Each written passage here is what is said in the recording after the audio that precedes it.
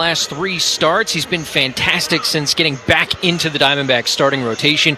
He will face Giants hitters for the second time so far this season, as the D-backs took 2 out of 3 from San Francisco in the Bay Area earlier on this year.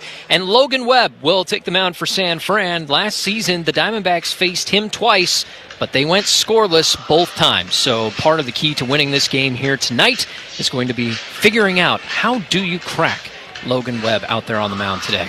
Chris Garagiola and Tom Candiotti are ready to go. They've got much more on the starting pitching matchup, the starting lineups for both teams, and all the play-by-play action. Giants versus D-backs is coming your way next on the Morgan & Morgan Diamondbacks Radio Network. Arizona Diamondbacks Baseball, presented by Talking Stick Resort, Life Well Played, Avnet, delivering what's next in technology every time we take the field. Fry's, with Boost by Fry's VIP. Win game day with free grocery delivery, 2 times fuel points and more. Visit frysfood.com/boost today. The Diamondbacks Radio Network is brought to you by Morgan & Morgan. This has been the Diamondbacks BP Show. 12 News is dedicated to the Arizona Diamondbacks, bringing you the Friday fun. Lead off with D-backs on deck to get you ready for the first pitch. Then, tune in to watch select Friday home games on 12 News. It's all followed by 12 News at 10 for the latest developments across the state. Stream D-backs on deck, then catch up on breaking news, weather, and exclusive content. All available anytime on 12+. It's baseball season in Arizona. 12 News, the official broadcast home of your Arizona Diamondbacks. Oh! And Team Bravo, backyard recon complete. And command...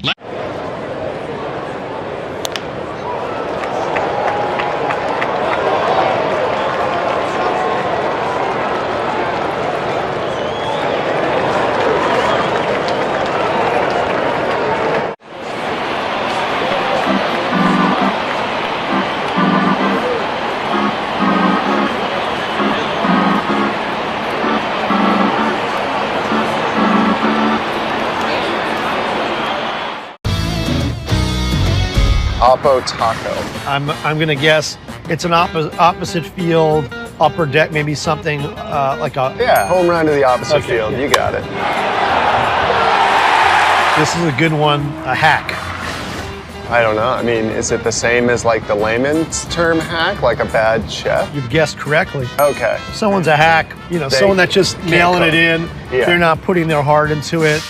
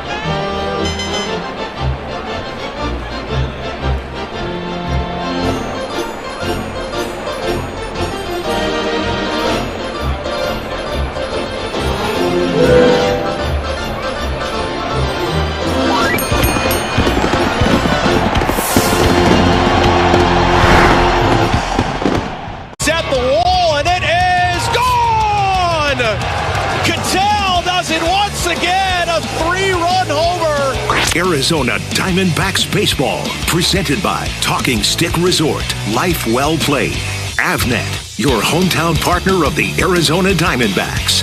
Fry's. Hey, D-backs fans, score big game day meals at Fry's with savings beyond low prices, including digital coupons worth over $600 each week. Fry's, fresh for everyone. The Diamondbacks Radio Network is brought to you by Morgan & Morgan. Broadcasting live from Chase Field in downtown Phoenix, it is once again time for Arizona Diamondback baseball. And tonight, the D-backs turn their attention to divisional play as they get ready for the first of 4 here at home against the visiting San Francisco Giants. Hi, everybody. Welcome inside the Greg Schulte radio booth. My name is Chris Garagiola. I'm joined by our analyst, longtime Major League pitcher Tom Candiotti. We're also joined by Steve Zinsmeister. Leo Gilmartin is our producer, engineer, and Ali Narini, our technical director, back in studio. Candy, the Diamondbacks and the Giants probably grateful they don't have to play the Marlins anytime soon because Miami just dusted both of these NL West teams. But the struggles couldn't be more different. The Giants come into this series struggling to score runs. The Diamondbacks, it's been well documented. The pitching side of things has not been great so far in 2025. And this is a huge 4-game tilt. For the D-backs, they're trying to reestablish themselves as potential buyers. And for the Giants, they're trying to regain some momentum after losing 2 or 3 to the White Sox and ultimately trying to track down some bigger names within the division. Yeah, this series has a lot of meaning to it. You know, first of all, you look at the standings, and besides the Dodgers, you have the Padres, the Giants, and the Diamondbacks. The Padres have lost 2 in a row for the Giants, 4 in a row for the Diamondbacks. It seems like a good time to get on a run for the D-backs, just as you're approaching the All-Star break, too. So, you know, that part you really like. But you also have to understand, like, the business of baseball, too. And if the team is not going to be playing well, then, you know, it kind of forces the general manager's hand. But you'd like to have a good series here, maybe win 3 out of 4. And all of a sudden you feel good about it, and then maybe you're getting to that little ad mode, and that's what we're all hoping for. Certainly one of the biggest things that has to be decided, and really for both of these teams. The Giants spent a lot of money in free agency, signing a guy like Willy Adames. They made a huge trade with the Red Sox, bringing in Rafael Devers, who it was well documented was having some friction with that front office over with the Red Sox. And look, at neither one of these two sides, we know what the Diamondbacks spent in their free agency period. It just hasn't quite lived up to the billing so far. Still time to correct. Yeah, I mean, there's a lot of time left in the game of baseball, and both these clubs know that. I mean, their leadership on both of them, Torrey understands that. Bob Melvin on the other side, you know, he understands that. The players do also, but it. A sartorial issue here. There's the team name, Chicago Cubs, so it does work. It's got the right color. Yeah, it's gray. Maybe there was something went wrong with his other one. 1-1 to Marte in the air, right to the guy we just showed you.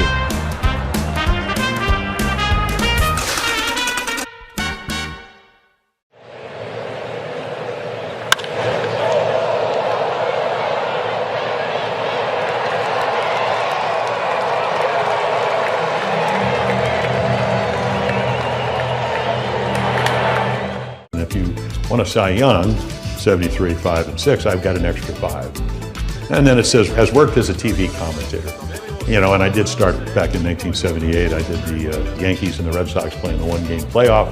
And ABC said if the Yankees win, Reggie will play, and then you'll go broadcast with Howard Cosell and Keith Jackson. And that's how I started my broadcast. And that's the Bucky Dent home run. So every time I see Bucky Dent, I go, thank you for making me a broadcaster.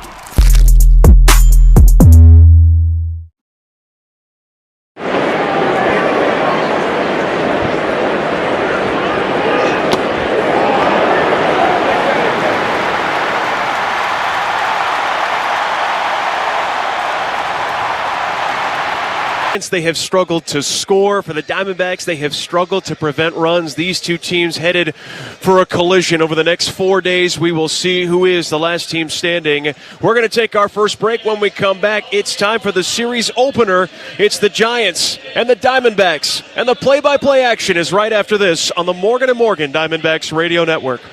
It's a beautiful day at the grocery store. The shopper is rounding the end cap. Uh-oh, looks like there's some spilled tomato sauce. Here comes the slide. Oh, that's going to leave a mark, Bob. Talk about a curveball. Clean up on aisle 5. At Morgan & Morgan, we know injuries can come out of left field. As America's largest injury law firm, we've recovered over $20 billion for our clients. If you've been injured in an accident, call Morgan & Morgan, America's largest injury law firm and proud partner of the Arizona Diamondbacks. Visit forthepeople.com for an office near you. Experience a playcation in paradise. Talking Stick Resort in sunny Scottsdale offers you 4-star mountain views. Treat yourself to a relaxing spa, enjoy award-winning dining, and explore the hottest slots and table games. Plunge into our refreshing pools with private air-conditioned casitas. Plus, no resort fees for Arizona and our surrounding states. Treat yourself to the best in the Southwest. Book your stay and play Getaway today. Visit TalkingStickResort.com. Life well played. Hi, fans. This is Dave Pasch, sports broadcaster, journalist, and longtime Arizona resident. Dignity Health knows the importance of a healthy, active lifestyle. We want to get you back on your feet quickly so you can return to play, whether you're a weekend warrior or an elite athlete. If you're ready to feel the glory, not the pain, find a provider and schedule an appointment today at dignityhealth.org/AZortho. Dignity Health, a proud partner of the Arizona Diamondbacks. And Team Bravo.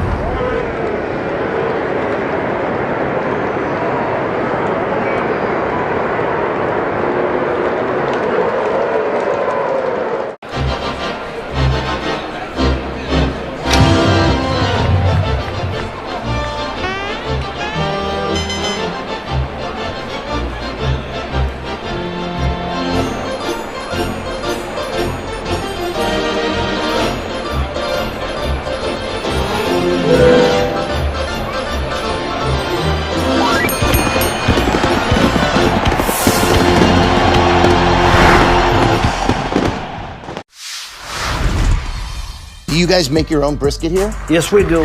We are known by our brisket. Barbecue brisket sandwich. Quality is better than other places, and it looks good. We're ready to eat.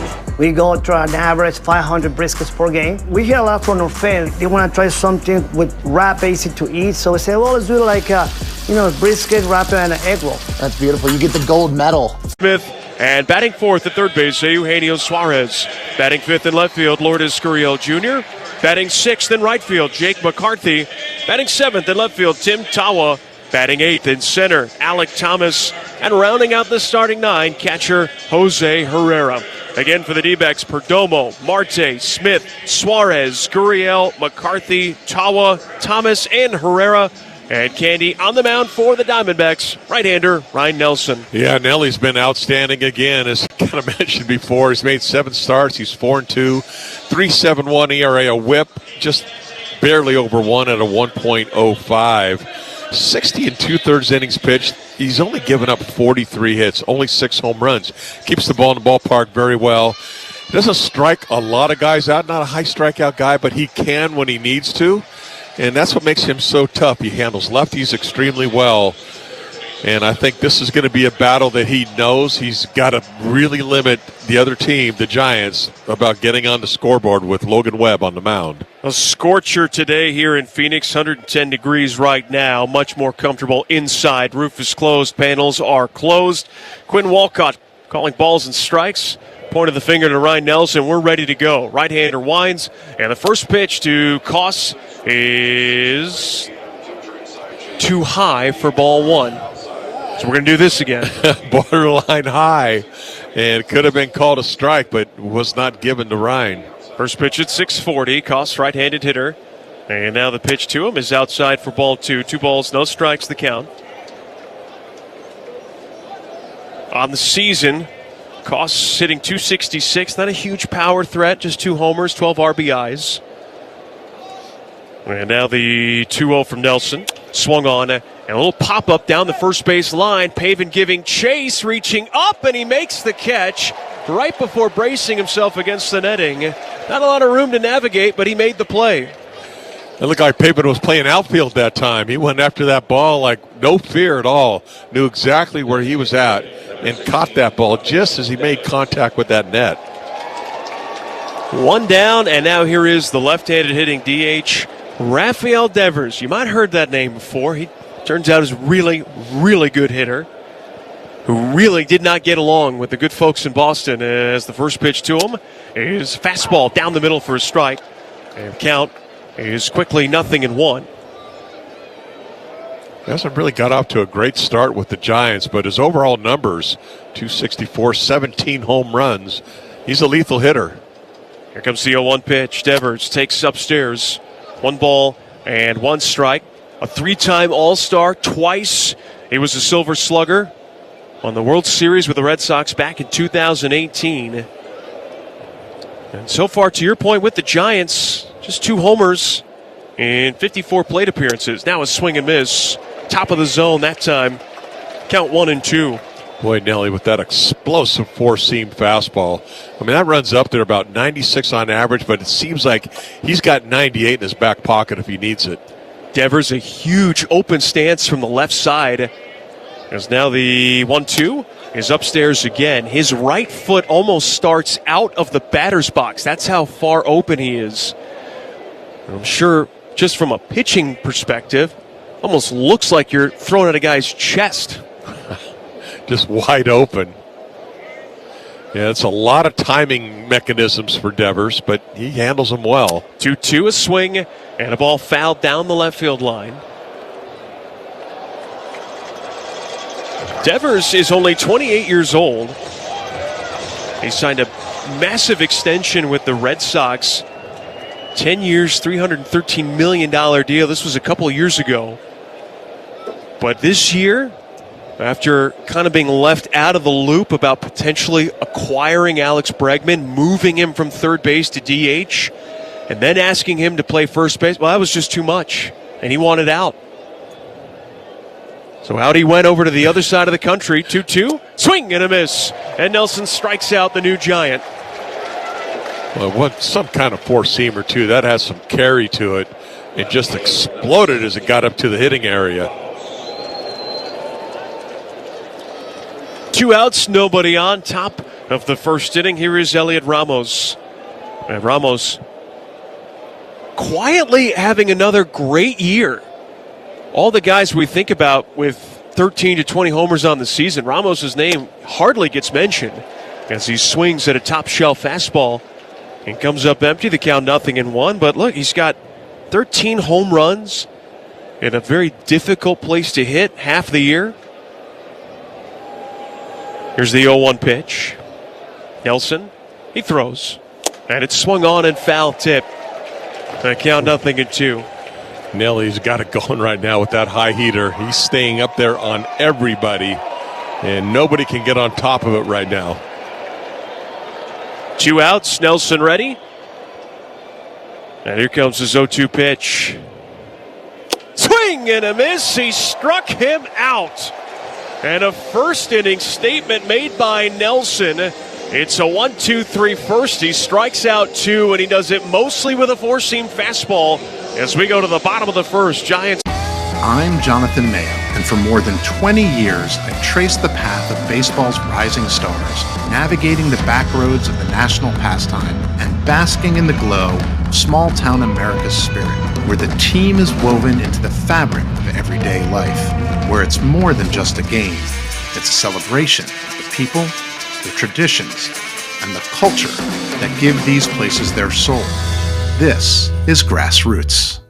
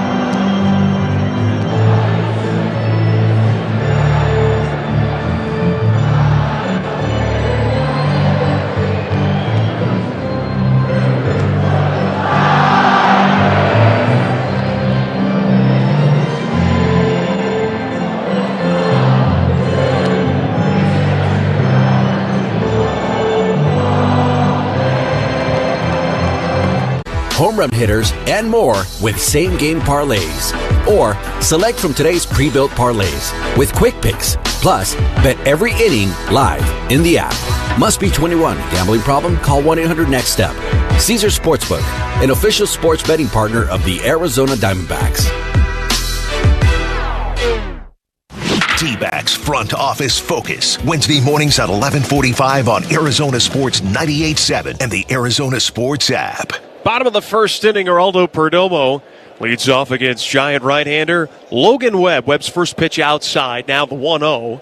And Perdomo takes upstairs for ball 2. 2 balls, no strikes, the count. Tell you, Webb has got some just wicked movement on that two-seamer that he throws. The 2-0. Swung on. That's a rifle shot to right field, right to Daniel Johnson, who makes the catch. Oh, bad break for Perdomo. I mean, he just crushed that ball. You don't get too many balls up in the air off Webb, and he just hit a ball 108 miles an hour. Just a screaming Mimi. So there's one down for Ketel Marte. Well, for Logan Webb, it's pretty much been the bread and butter for the last 7 years. As first pitch, Ketel thought about it, but he took a pretty good sweeper low for ball 1.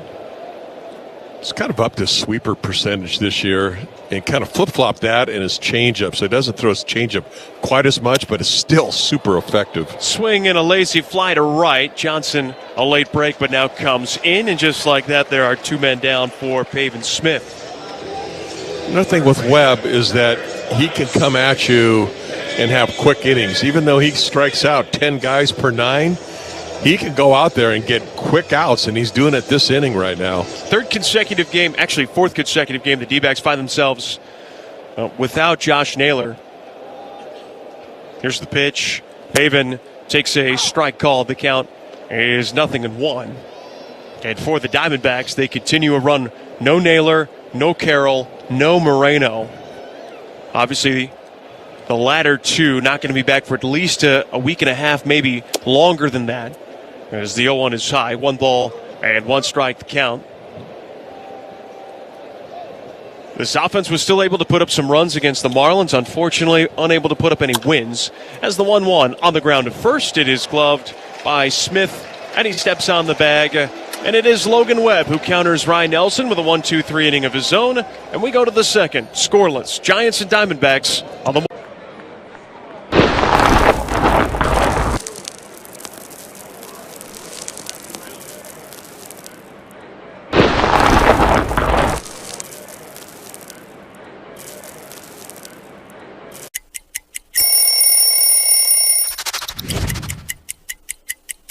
Well, when we moved downtown San Diego from Qualcomm to Petco Ballpark, new uniforms were on the way, and this is the Padre home white. This jersey is from 2007, which was a career year for myself, winning a Cy Young.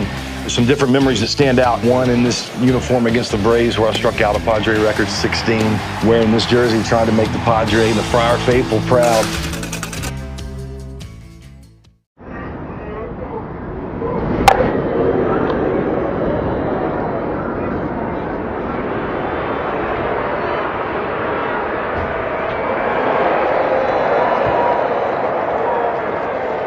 I can't imagine transitioning from loving baseball cards to then knowing it's inevitably coming that you're going to be on baseball cards. What was that moment like for you?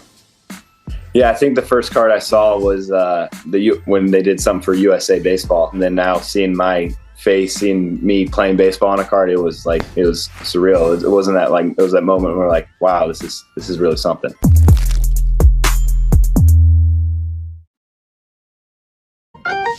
Fresh for everyone. On July 3rd and 4th, enjoy fireworks spectacular shows at Chase Field presented by Bar S. Secure your tickets to celebrate Independence Weekend at DBACKS.com. D-backs skipper Torey Lovello talks with Burns and Gambo Friday afternoons at 2:30 on Arizona Sports 98.7 and the Arizona Sports app. Dominic Smith leads off the top of the second. 4, 5, and 6 coming up for the Giants as Ryan Nelson is ready. Strong first inning of work, and his first pitch of the second right where he left off. First pitch fastball at 96. It's a strike. And the count is 0-1. Well, he's just bringing the gas right now. He's just rearing back and letting it go. There's the 0-1. Breaking ball. That's lined into right center field. A top spinny base hit. Almost felt like he did him a favor that time by throwing him something other than a fastball. And he just dropped that curveball right into short center. Smith making the most of his opportunity with the Giants after signing a one-year deal.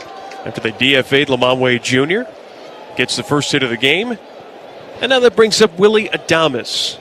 And Adames just continues to struggle in his first year with the Giants. 209 average.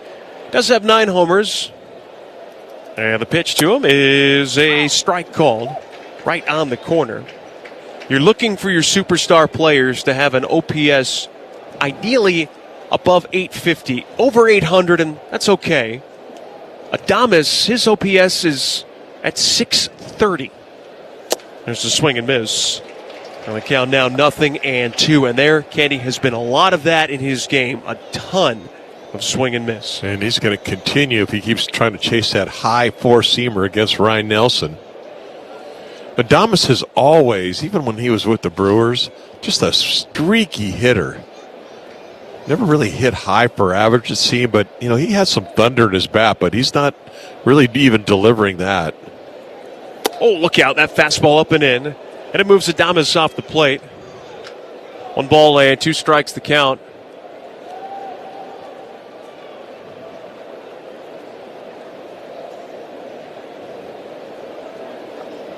One ball, 2 strikes the count. Nelson ready the pitch. Swing and a miss. He struck him out with a high fastball. And again, he's been doing it a lot lately. Strikeout rate at almost 27%. And that was even above the strike zone. Got him chase up there. And when you got an uppercut swing, it doesn't match up well with a high velo four-seamer. And he just blew him away upstairs. 1 on and 1 out. Top of the second, no score. Here is Jung-Hoo Lee, left-handed hitter. He swings and sprays it foul left side. 0-1 to count. Giants got to be thrilled that they have this guy back and healthy and in that lineup every day. This is his 82nd appearance for San Francisco. Basically, he's played in almost every game this year. There's now the 0-1 and a fastball. I mean, that's just painted on the corner. And now Nelson once again ahead, 0-2. I think this is the trouble hitter for him in this game. I mean, Lee in his career is 2 for 2 against Nelly with a career home run. So not a lot of at-bats. They got to be careful with him. 0-2. Swung on, grounded towards first. It rolls foul. And we'll do it again.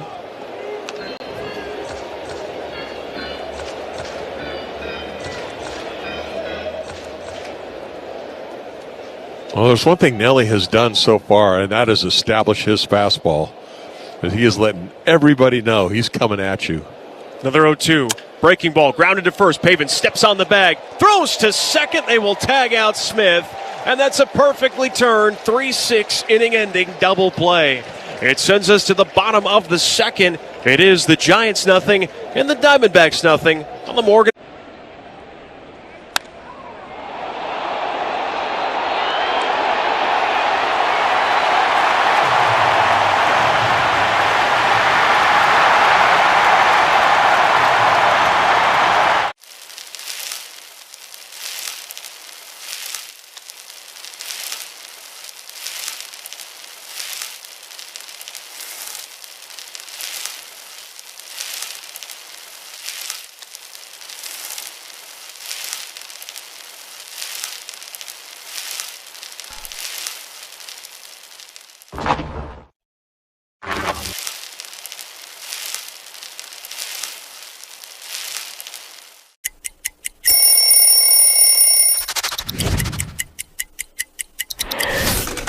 Wow.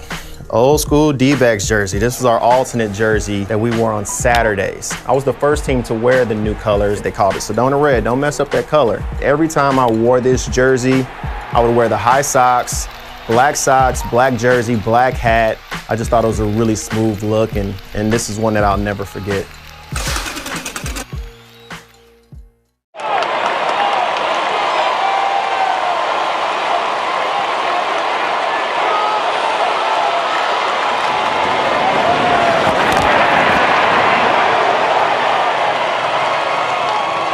keep all of us healthy. Dignity Health's primary care providers help you coordinate your family's care, including annual physicals, screenings, and immunizations. So keep your home team healthy. Find a provider and schedule an appointment today at dignityhealth.org/DHMG.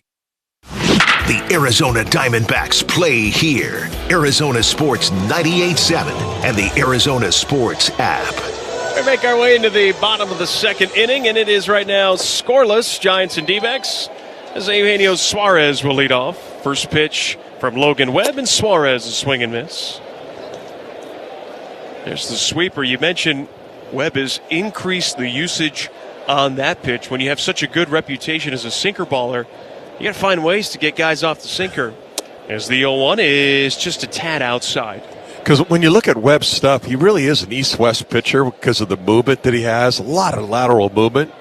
And so you got the sweeper that really takes off the other way and a sinker that's taken off the other way, kind of into a righty. 2 balls, 1 strike, the count. And still has the neutralizer in the changeup where hitters only hit 188 against it and only slugged 277. The 2-1, there's a swing and miss. And there was the changeup. You think you're getting a sinker, and then all of a sudden here comes a change piece. And now Suarez going to ask for time. A lot to think about after seeing the sweeper, the sinker, and the changeup in the at-bat. And he also pitches very quickly. I know everyone's got a little time clock, but he doesn't need one. I mean, he gets the ball and he goes. 2-2, grounded foul. And that'll ricochet right off the D-back dugout. He threw that last pitch, to your point, with 11 seconds left on the pitch clock. Remember, with nobody on base, the pitch clock starts at 15. The 2-2. And that's outside ball 3. Yeah, he doesn't mess around. I mean, he just wants to get on the mound and he wants to throw. He keeps a lot of pressure on the hitter. Any stories or memories we have, the Spark Notes version. Here's the 3-2. Swing and a miss. He strikes out Suarez, got him to chase a changeup low and away. And we pause 10 seconds for station identification on the Morgan & Morgan D-backs radio network. KMBP FM Phoenix. Arizona Sports, the local sports leader. On the Arizona Sports app and on 98.7. Here comes Lourdes Gurriel Jr. 1 out, nobody on. And the pitch swung on and cued foul. Both of these teams come into play having really struggled as of late. For the Giants, they have lost 5 of their last 6 at the hands of the Marlins and the White Sox. They got swept at home by Miami, and then they went to Chicago where they dropped 2 of 3. As the 0-1, a fly ball to right. Johnson, though, comes in. He's had a lot of action today, and he makes another catch for the out. Yeah, it's his 3rd ball that he's caught, a line drive and a couple fly balls. So with 2 outs and nobody on, here is Jake McCarthy.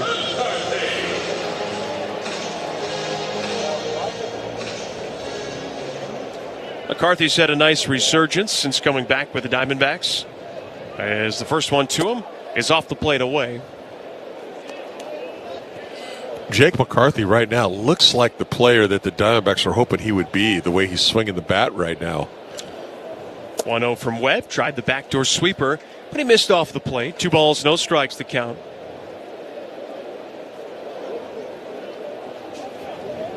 On deck is Tim Tawa as this 2-0. A strike call, just got the corner. 2-1. Generous call, especially on a sweeper. Webb ready, the 2-1 pitch. McCarthy breaks his bat and drops it into right field anyway. That's going to be a base hit. The first for the Diamondbacks. Now the D-backs have some speed aboard with their first base runner of the ballgame. Boy, he made a really good pitch on Jake, too. A changeup going down and away. Very difficult pitch to hit. He went down and got it, shattered the bat, and got himself a base knock.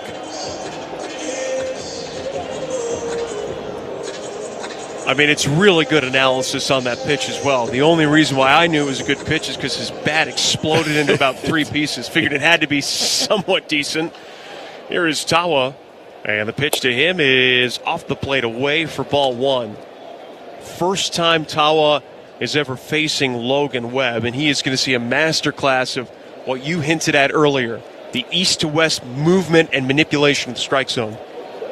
Throw to first, McCarthy Here's back in safely with a dive. So another thing that McCarthy brings is his threat of a stolen base. I mean, everyone knows that he likes to run. He's very quick.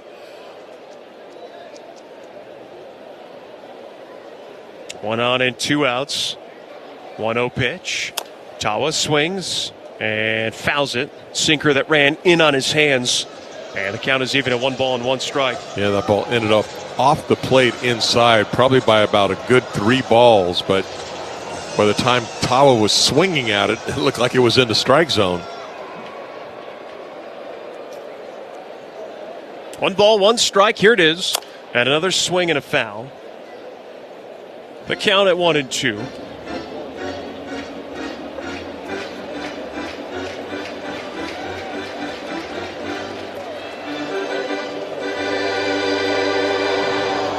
Right-handed pitcher, right-handed hitter. Webb is ready and set. A 1-2 now. Check swing, another deflection foul. I was listening to the MLB Network, this is probably about a week and a half ago, talking about good sinker ball pitchers and the offensive approach. You either have to catch the sinker out in front, especially the one that runs in, or you have to have the idea that you're going to let the ball travel deep and try and fire it into right field. 1-2, that's outside. 2 balls, 2 strikes, the count. It's it's such a devastating pitch when you have a good sinker. And I think most hitters that I've talked to, they all want to stay inside the ball when they're facing one. That way they use the middle of the field, try to hit it the other way if they can. And hit it, he could not. Tawa, a swing and miss. He is down on strikes. A 2-strikeout inning for Logan Webb. The D-backs strand 1, and we go into the third, scoreless.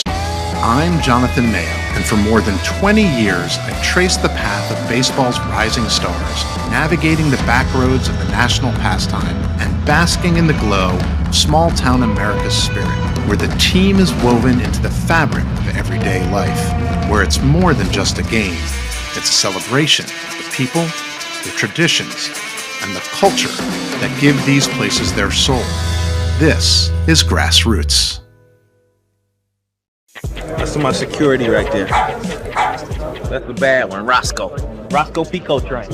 Major League Baseball wanted to start doing something with the players and their dogs. Which one's the dog? I was undecided on whether to do a dog cart or not, but my wife pushed me in the back and she wanted a famous dog, so she told me to do it.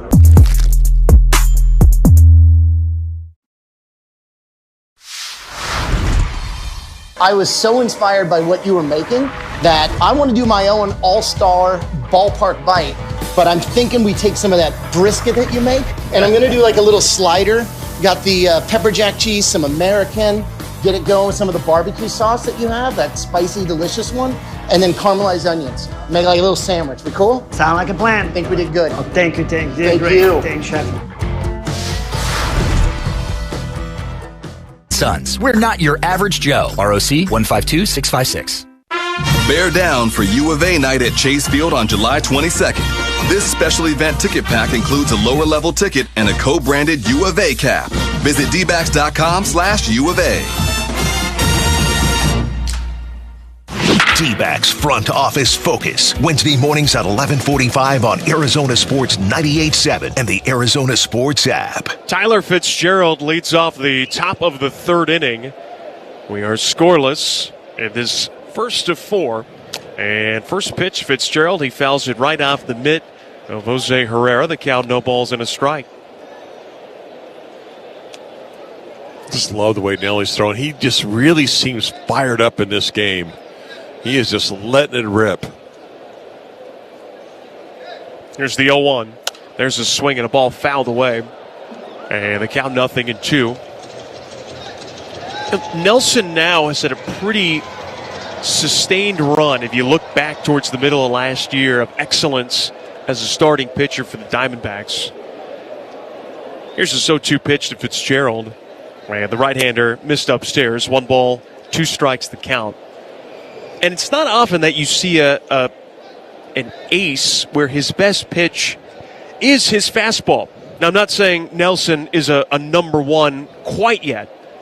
Here's the 1-2. Swing and a miss. He just struck out Fitzgerald, and he got him to fish for a slider low and away. Oh, what a good pitch that was. Just fell off the table. Location perfect. But the aces, the guys that you feel like have legitimate shots year in and year out of winning a Cy Young, they have to have two special pitches. And right now, Nelson's got, like you mentioned, just an A-plus four-seamer. The way it carries, it's got good velocity. As taking off the plate is Patrick Bailey. But what's the next pitch in his repertoire that you sort of like the most or you think has the best chance to really complement that four-seam fastball? Well, I think, he goes with the slider and also the cutter, so it's a lot of hard stuff that he throws. Little sneaky, slithering ground ball through the left side off the bat of Bailey. A two-hopper with the third baseman Suarez in. He couldn't reach it. It'll be a one-out single. All your really good pitchers, to me, you can go from Garrett Cole to whoever, they all have a good arm. They all have a good fastball. But they use it sparingly. It's always there in the back of the hitter's mind, but it's usually their second and third best pitches that really get them through lineups. And Nelly's a little different, like you were alluding to, because he's just jamming that fastball right now by guys. Daniel Johnson, 5'10", left-handed hitting outfielder, takes down low for ball one. And so far for Johnson, just 12 games in the big leagues, 4 for 23. One of those hits, though, was a home run. Here's the pitch to him. Swung on. High fly ball out to fairly deep center field. Should be playable for Thomas. And he makes the catch well shy of the warning track. 2 outs, and that brings up the top of the order in Christian Koss. Boy, Nelly just sitting at 30 pitches right now. Really doing a great job. Just cut right through the lineup the first time. Talking Stick Resort Playcation is back. Stay and play with rates as low as $129. Koss fouled out to the first baseman Smith his first time up. Nelson ready. First pitch, a swing and a foul off to the right side. Out of play it goes. The count 0-1.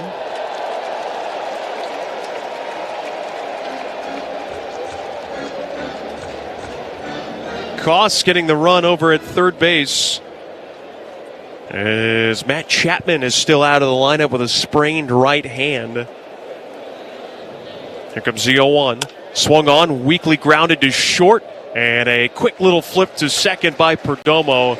It's in time for the fielder's choice, and the inning comes to a close. For the Giants in the third, no runs, a hit, no errors, a man left. We go to the bottom of the third. What is it about baseball cards that make them so special? Why do you enjoy doing that? Well, the biggest thing is I started collecting when I was a kid. O-Pee-Chee was a Canadian hockey league, and then the Canadian football. But I didn't start in the U.S. until I had signed professionally as a ball player. And when I got my first rookie card, and I've got it here with me. Let's take a peek at that. 1956 with Billy Sorrell.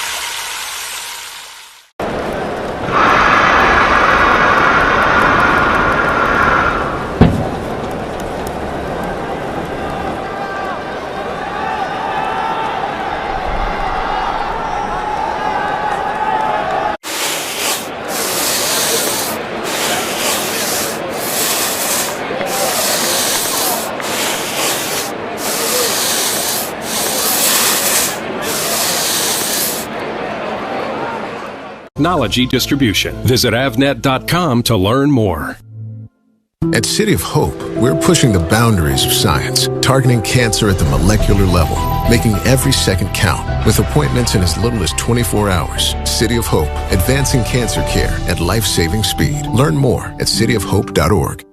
D-backs skipper Torey Lovello talks with Burns and Gambo Friday afternoons at 2:30 on Arizona Sports 98.7 and the Arizona Sports app. Alec Thomas leads off the bottom of the third inning.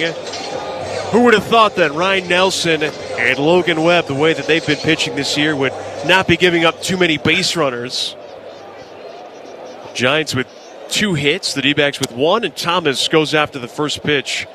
Got an upstairs sinker. That's usually a pitch you want to drive. Unfortunately, just missed it. Count 0-1. Alec, 2 for 15 in his career against Webb. I struggle against him, but like a lot of people do. Swing, little pop-up, shallow left field. This is falling fast. It's going to get down for a base hit. Thomas rounds first. He tries for second, and he's in there safely. What a heads-up play by Thomas. Well, he was thinking double all the way when he hit this ball, as long as it lands. And he got there. When Ramos got this ball, he threw it to second base because he saw Thomas coming. But Fitzgerald wasn't even on the bag. Just a little blooper, but it'll work. How many guys, Katie, do we see kind of dog it halfway down the line thinking, could be foul, could be caught? Right off the bat, once Thomas saw the trajectory, he was like a bullet out of a gun. And into second. And let's see if the D-backs can take the early lead. A bunt by Herrera on the first pitch. It's picked up by Bailey, and he throws low. It can't be scooped out by the first baseman. Here comes Thomas to score. 1-0 Diamondbacks. Some sloppy defense by the Giants gives Arizona the early lead. Great execution by the D-backs. Herrera just dropped a perfect bunt down. I mean, it was just, had a nice little angle to it, deadened it perfectly, and Bailey got up. Very good defensive catcher, and short hop Smith at first. Clanked it, and Alec Thomas heads up all the way, comes around to score. I mean, that was the AT show there that inning, it felt like. Yeah, a difference maker. And now top of the order, Perdomo. He'll take a sweeper for a called strike, the count 0-1. And with that, the D-backs are safe at home with Blue Sky Pest Control, the official pest control provider for the Arizona Diamondbacks in Chase Field. Now the 0-1, there's your double play ball to the second baseman. Cost for 1, the throw to first, and he can't scoop it again, can Smith. I tell you what, it almost looked like he was safe at second base. And I think Torrey's pointing to him to get back to the base, Herrera. Because I thought that was not a really good flip over to the shortstop and took him off the bag. That's about as routine of a double play ball as you're going to have. And the Giants barely able to get one out. A bad exchange to Adames by Christian Koss. Adames, another short hop to first. Dom Smith, I mean, look, there are tough picks, and there are ones that are a little bit easier to get. That was the tougher one. The one on the bunt by Herrera, the throw from Bailey, probably going to have that one. As now, Cattell to the plate. 1 on, 1 out, first pitch, low and in.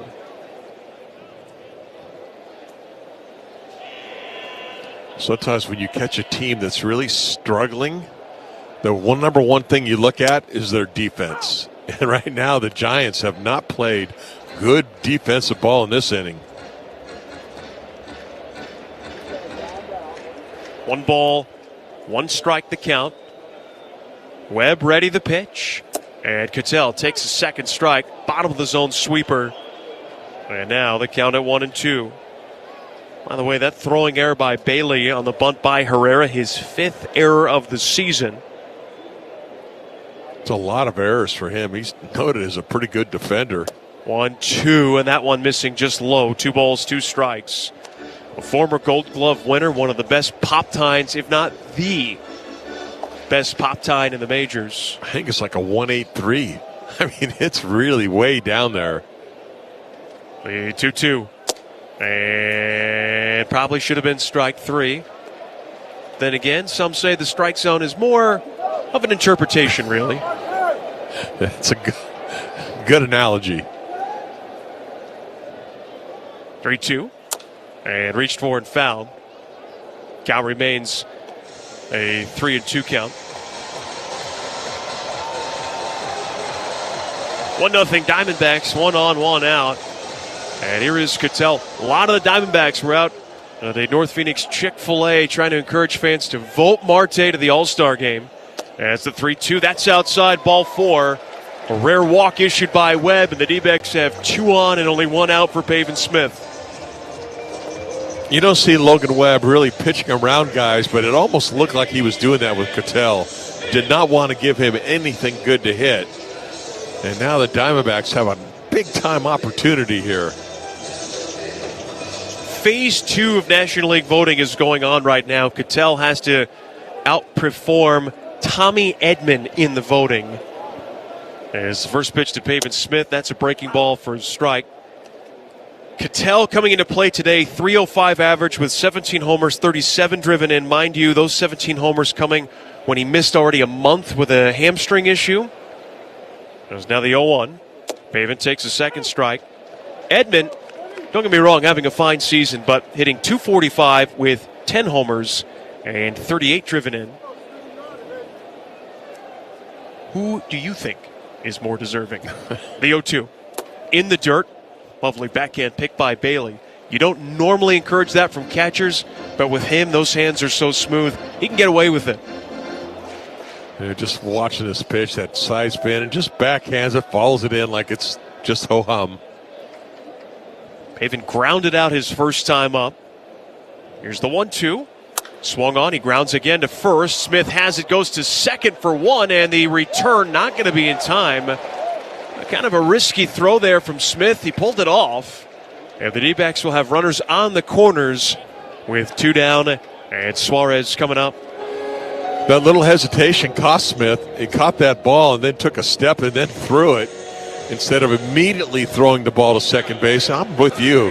That was probably a ball he probably should have just taken to the bag. Very risky play. But that goes 3-6. Suarez struck out his first time up. And right now, Webb starting to get the ground balls going. First one to Gino, and he takes outside for ball 1. D-backs fans score big game day meals at Fry's with savings beyond low prices, including digital coupons worth over $600 each week. Fry's, fresh for everyone. A quick throw to first by Webb, and he's back there safely.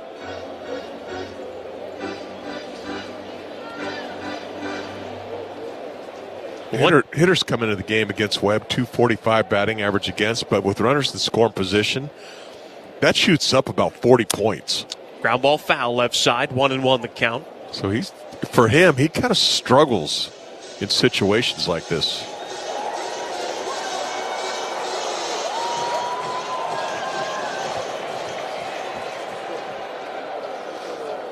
One ball, one strike. Here it is. Suarez takes high. Fastball that time. We've seen a lot of high sinkers. I don't know how many of those have been intentional, but as you point out, the higher the sinker is, the less it tends to break and really flattens out as that 2-1 sweeper is swung on and lifted in the air right side out of play.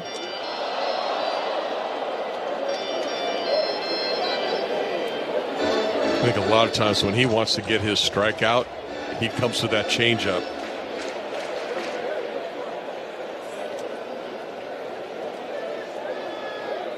Two now. Tried to check his swing. He did not. And that's going to do it for the Diamondbacks here in the bottom of the third. They settle for the 1. They strand 2. And we go to the 4th. 1-0 Diamondbacks on the Morgan & Morgan D-backs Radio Network. The San Francisco Giants travel to Chase Field.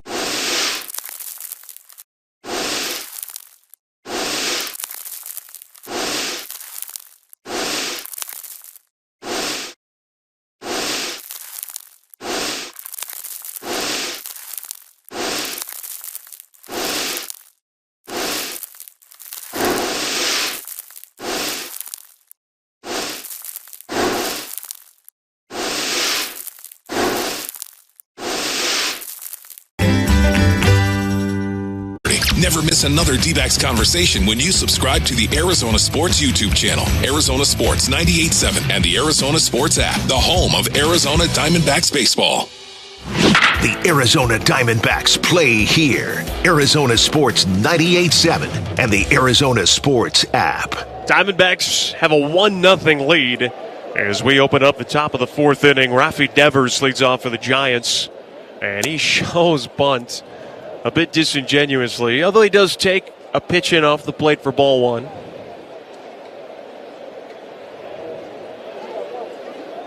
Suarez playing over a deep shortstop right now, as this 1-0 pitch is taken low for ball two.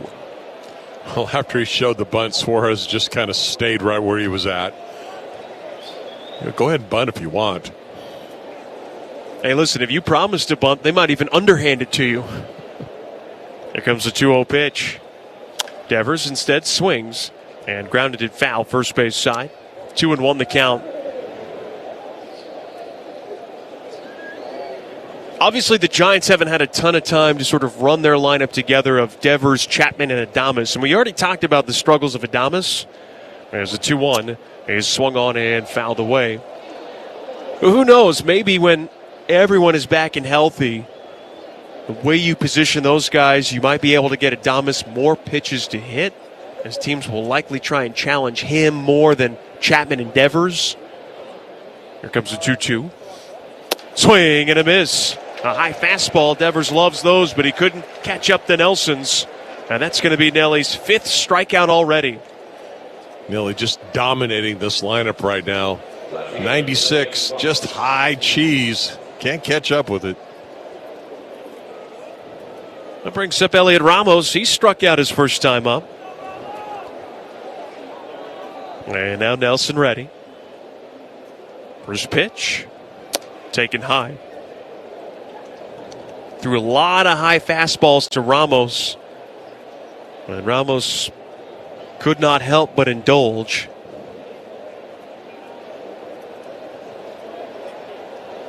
The 1-0.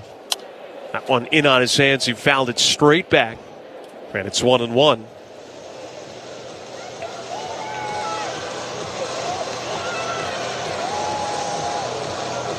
Ramos really is a mistake hitter. You got to be careful with him because he can pop it out.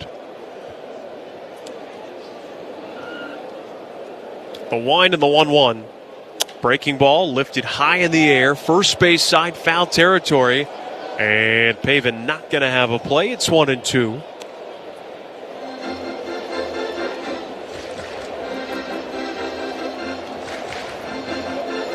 It's been well documented, but the Giants have struggled to find a real true power hitter since the days of Barry Bonds.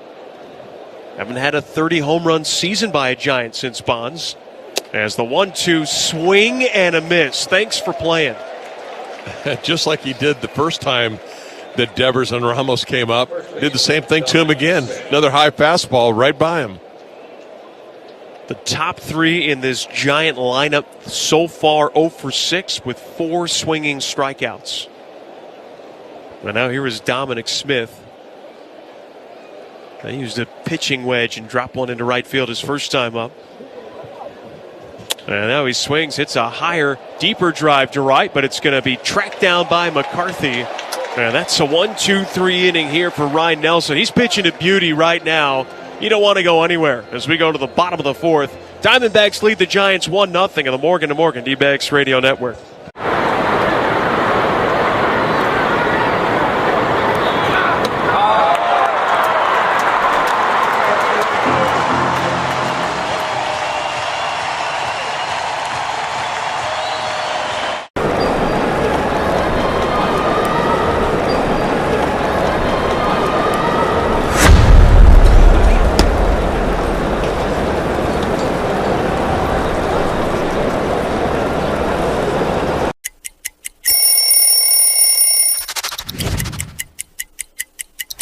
College at Northeastern University, and all my friends were Red Sox fans, and while in my 3 years there, I really grew to appreciate Red Sox Nation and everything that they bring to the table. And once I got my head wrapped around the trade, I was really, really excited. I think they have one of the most iconic logos, these 2 socks right here on the sleeve.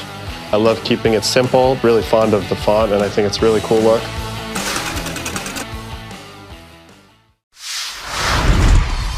Here we are, Arlington, Texas. This is the Graham Slam Burger. So 2 patties, brisket, caramelized onion, American cheese, ranch aioli, or ranch mayo, if you will. Oh yeah, we're in Texas. Yeah. This something that you definitely want to take a picture of and just put on the gram. I took a bite of it, but it still looks dope. It's a burger that looks great, but also delicious.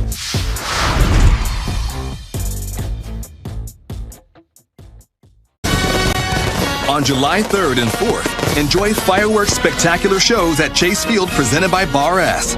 Secure your tickets to celebrate Independence Weekend at DBACKS.com.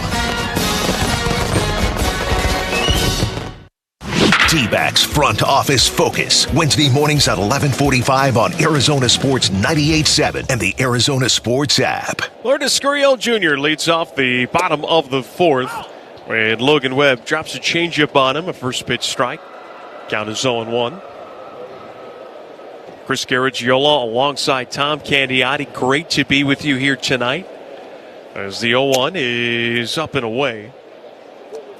We'll make it 1-1 now. Gurriel had a very difficult series against the Marlins. I'd like to turn that around here against the Giants. The 1-1 is just too high. And now the count at 2 balls and a strike. Had 1 hit across the 3 games against Miami. Not quite the same level of streakiness as Willy Adames, but I think you could file Gurriel into that category. When he is right, it's about as good as anyone in baseball. As now he swings, hits it hard on the ground, kind of a 2-knee stop made by Koss. And he throws to first in time. The old Gardner's pose there on that ground ball. He actually robbed Gurriel. He hit the ball hard. And to his backhand side, just went down on a knee, got his eye level down. And then a little bit of a hesitation throw, but still got him. Well, here is McCarthy. McCarthy at our first hit of the game, presented by New Vision Auto Glass. As Webb's first pitch taken for a strike. New Vision and the Arizona Diamondbacks Foundation are teaming up to donate funds to veterans with every hit this season as part of the Hits for Heroes program. Broke his bat to get that base hit. Let's see if he finds something near the barrel. The 0-1 is going to be a generous strike call. Goodness. Boy, just a high inside cut fastball. Called a strike. No balls, 2 strikes. Looking for the D-backs to get one of those so far tonight. Nelson hasn't needed it. He hasn't also gotten it. Here comes the 0-2. McCarthy swings, just got a piece to stay alive. Really nice changeup. It's really disguised well, too, and it looks just like his 2-seamer coming up there to a lefty especially. Except for it's about 8 miles an hour slower. Another 0-2 pitch. That one is low and in. And the count 1-2.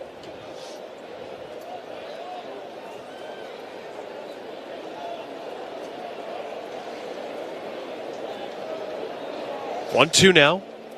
Hard hit up the middle, somehow into the webbing of Webb's glove. And now he underhands to first in time. Oh, what a lucky break. I suppose the 2 at-bats are canceled out. The base hit by McCarthy, and now the defense by Webb. I tell you, Webb is laughing out there. He knows that was complete luck. And even when McCarthy was coming back, they had a couple words, kind of a light moment between the two. It looked like the ball candy hit the upslope of the mound and sort of jumped into his glove. And now here is Tawa. Struck out his first time up and takes down low for ball 1. That's why you put your glove down, just in case. That was a just-in-case catch. Webb winds and deals. And this one almost inside for ball 2. 2 balls, no strikes.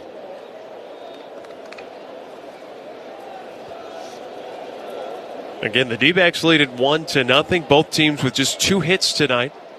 As this 2-0 is a chopper to third. Easy pickup made by Koss. And the throw is perfect across the diamond as the D-backs go down in order in the bottom of the 4th. We make our way into the 5th. It is the D-backs 1 and the Giants nothing. On the Morgan & Morgan D-backs.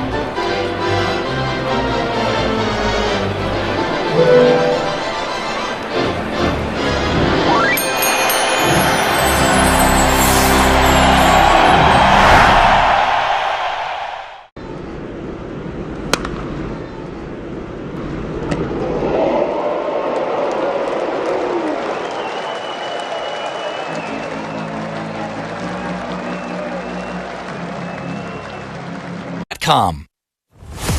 Celebrate Independence Weekend at Chase Field. Arrive early on Saturday, July 5th to get the D-backs patriotic tee. Secure your tickets now at DBACKS.com. D-backs skipper Torey Lavello talks with Burns and Gambo Friday afternoons at 2:30 on Arizona Sports 98.7 and the Arizona Sports app. It is Willie Adames who leads off the top of the fifth. Ryan Nelson and Logan Webb just cutting through these two offenses with ease.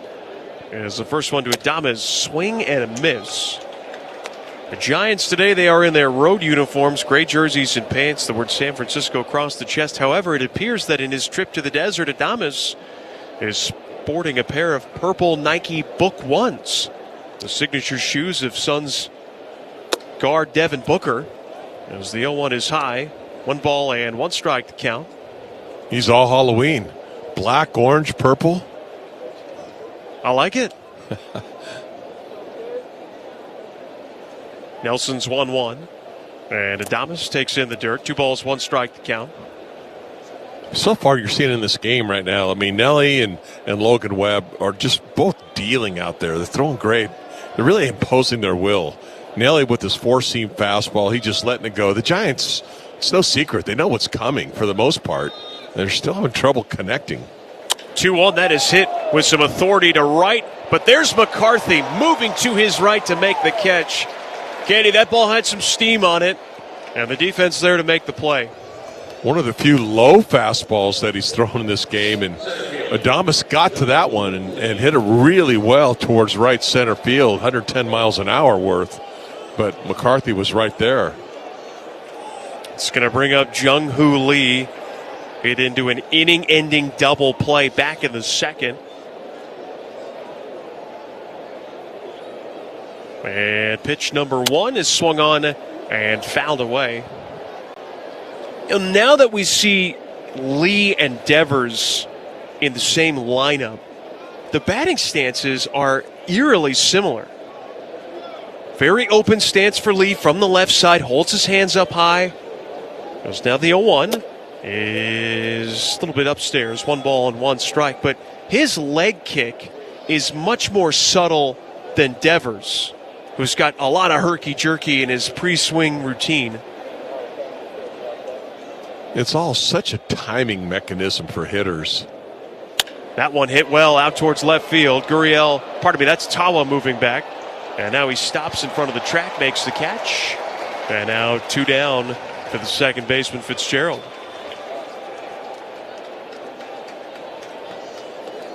49 pitches thrown so far. Nelson is an out away from 5 shutout. 1-0. The Diamondbacks in front. And now Fitzgerald. The first pitch to him is a strike. Slider inside third. At Dignity Health, our team of orthopedic experts can help keep you in motion. Don't let joint pain put your life on pause. Visit dignityhealth.org/easyortho to learn more.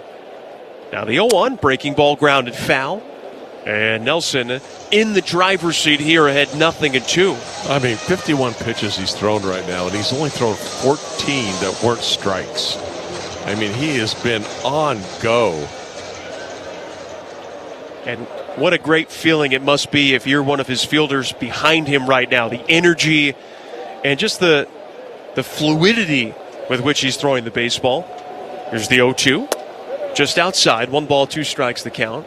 It's so important right now for the starting pitchers to keep your pitch count down going deep into games, just like Nelly's doing, because that enables Torey really to stay with you a little bit longer. He'll try to milk every out he can out of you. 1-2. Swung on, fouled back. And the count remains at 1 ball and 2 strikes.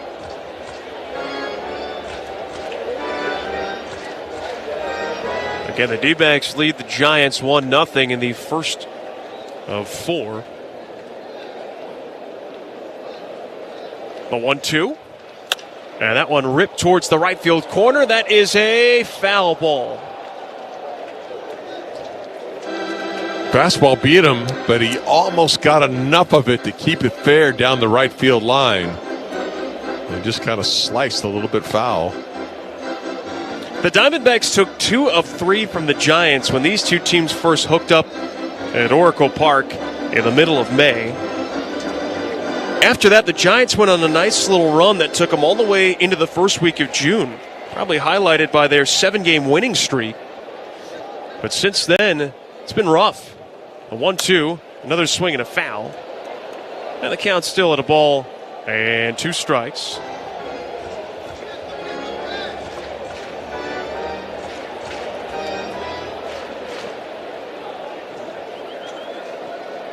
Nobody on, 2 outs. And another 1-2 pitch. Swung on, that's a base hit. And that's going to be a fair ball inside the left field line. It goes all the way to the wall. And Tyler Fitzgerald finally got a mistake pitch, and he didn't miss it for a 2-out double.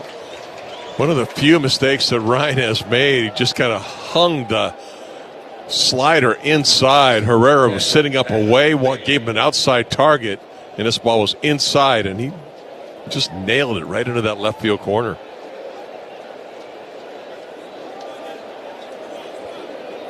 Patrick Bailey had a pretty savvy approach his first time up and was able to sneak a base hit in between short and third. With 2 outs, Suarez is going to play a little bit deeper. He bats from the left side. First pitch, he swings, rifles a line drive right to Cattell, who makes the catch. And the inning comes to an end. The Giants get a 2-out double. They fail to score. When we go to the bottom of the 5th, halftime here in Phoenix, it's 1-0.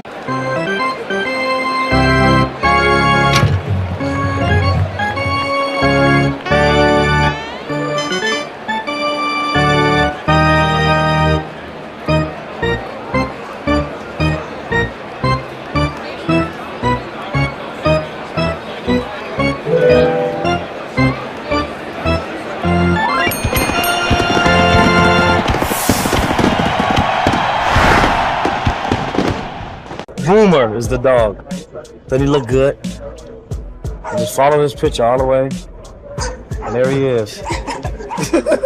Boomer's dad.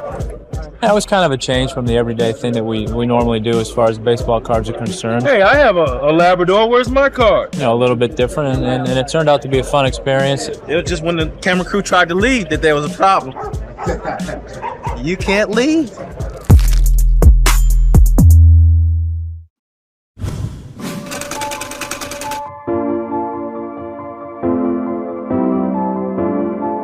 We wanted to introduce something new. And then working in some of our past and what the past can look like in the future. I think our players absolutely love it, and our fans, we think they'll learn to love it, especially if you can win in it. You know, that kind of solves everything. Visit avnet.com to learn more. Daniels Jewelers is the official sponsor of the trip around the diamond. Stop by any Daniels locations and say home run for your free team bracelet and $50 gift card toward any purchase of $99 or more. And at Daniels Jewelers, everyone is approved for credit. Daniels Jewelers, own the dream. The Arizona Diamondbacks play here. Arizona Sports 98.7 and the Arizona Sports app. Bottom of the order coming up. Alec Thomas leads off. And first pitch, Thomas, he swings, sends that one straight over the netting, foul. What a third inning Thomas had, Candy. He blooped a base hit inside the left field line in a spot where the third baseman, the shortstop, and the left fielder couldn't reach it. But he ran hard out of the box and turned that hit into a double. Now the 0-1 sweeper, a called strike. And then on a sac bunt, one batter later, a good bunt by Herrera. The first baseman, Smith, couldn't field the low throw. Thomas ran around third, came home to score. As this 0-2 is going to be fought off for another base hit into left field. And Thomas now a perfect 2 for 2. Just trying to hit the ball the other way, and it works out for him. Nice little drop shot out to left field. Enjoy extended fireworks spectacular shows at Chase Field this Thursday and Friday, presented by Bar S. Secure your tickets to celebrate Independence Weekend with the D-backs at DBACKS.com. We'll see if Herrera puts another bunt down. He squares and bunts it beautifully up the first base line. A barehand pick up by Webb, and then an underhand toss to first is just in time. I apologize, I don't mean to laugh, but that was a very strange and probably ill-advised decision just all around, even though the out was recorded. Well, that was, even Webb's kind of laughing at it. I mean, that was a long flip. I mean, and I think his timing was off when he went to field that. I think he thought that ball was going to end up being a little closer to him where he can kind of throw it underarm, but it wasn't. And then he had to flip it, and then it wasn't barely getting there. You're not kidding. That was about a 50-foot flip to first base, and he just parachuted it. You combine that with the speed of Herrera, and look, God bless Jose, but he is not going to be qualifying for the Olympic 100-meter dash anytime soon. And he nearly beat it out. Well, it's a new version of long toss. It's called long flip. Maybe Webb wanted to be a shortstop. I don't know. Too many sinkers when he was turning double plays. Here's the top of the order in Perdomo. 1-0 D-backs, 1 out in the 5th. And first pitch, he will take a strike.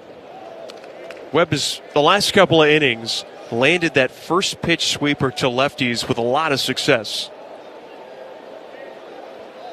0-1 the count. He's ready. And here is the 0-1. And that's a strike called. Again, generously given to Webb. His count is 0-2. I don't know how you hit that as a left-handed hitter. That ball is so far off the plate in and then tails right back to the inside part, even though it was off the plate. Runner at second with 1 out and 0-2 count. Perdomo used his timeout there.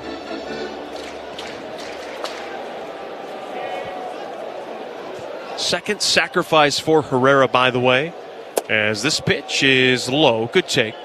1 ball, 2 strikes. 1-3 on the putout.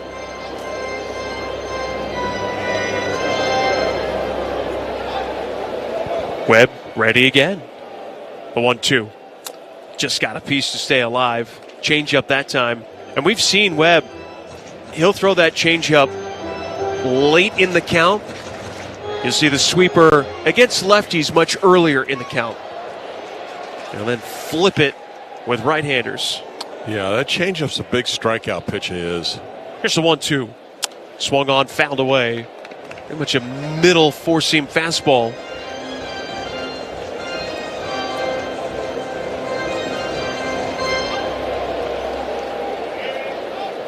Webb's pitch count just at 69 right now. So both pitchers have done a great job keeping their counts down. 1-2, reached for and fouled. Keep in mind, Webb right now is trying to get to 5 innings in the books, and to your point, he's now at 70 pitches. Nelson, already through 5 innings, is sitting at 57 pitches. Which is incredible. Here's the 1-2. Perdomo in full swing mode, swings and fouls another breaking ball out of the zone, and Webb probably feeling some irritation. Well, he's made some really good pitches on him too, and Perdomo just being a pest, he's spoiling them right now. 1-2 now, and that's in the dirt. 2 balls, 2 strikes. On deck, Ketel Marte. So far, these two teams have combined for a total of just 6 hits. 2-2 pitch. Swung on, pounded foul again. Shop your favorite Exotico products at Fry's Food Stores and earn points on D-Bags Rewards for game tickets, exclusive merchandise, and more. Visit frysfood.com/D-Bags for details. Just did some shopping at Fry's today. We're ready for the week. 2-2. Swing and a miss. Finally got him to chase one out of the zone that he could not connect with. And even Perdomo, a nod of, all right, you got me that time. Got him to chase. I think he was up there just really trying to spoil pitches. He was doing a really good job of it, but that one just broke too far inside on him. That's now 4 strikeouts for Logan Webb, and here is Ketel Marte. First base is open with Pavin Smith on deck. We'll see how many strikes Marte gets. First pitch, And he gets a first pitch strike. Cutter at the top of the zone. 0-1 the count.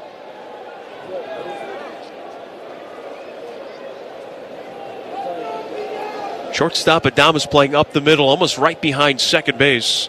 As the 0-1 is swung on and missed. And now Marte behind 0-2. He's got 2 cutters. That's the backdoor cutter to Marte. It's a dangerous pitch to Cattell. Got away with it, though. 2 outs and 0-2 count.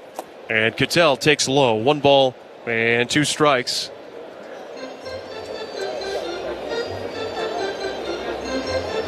D-backs lead this opener 1-0. And the way these 2 pitchers have thrown the ball, I mean, 1 run might be enough. A 1-2. Just got a piece, did Marte. They might not get a ton of hits this inning, Candy, but these Diamondback hitters have made Webb throw a ton of pitches. He's getting close now to 80 pitches in his outing. Yeah, it's really jumped up on him. 1-2. Outside. 2 balls, 2 strikes. Went to another cutter. The tempo of Webb is considerably slowed down also. 2-2. And that one, a little flare, third base side, and diving effort by Koss. He can't reach it. But that's the type of effort that certainly fires up your teammates and your fan base. Boy, what an effort. I mean, that young kid just took off immediately. I mean, there's no one's going to catch that ball, not even Brooks Robinson. And he gave it the All-American effort.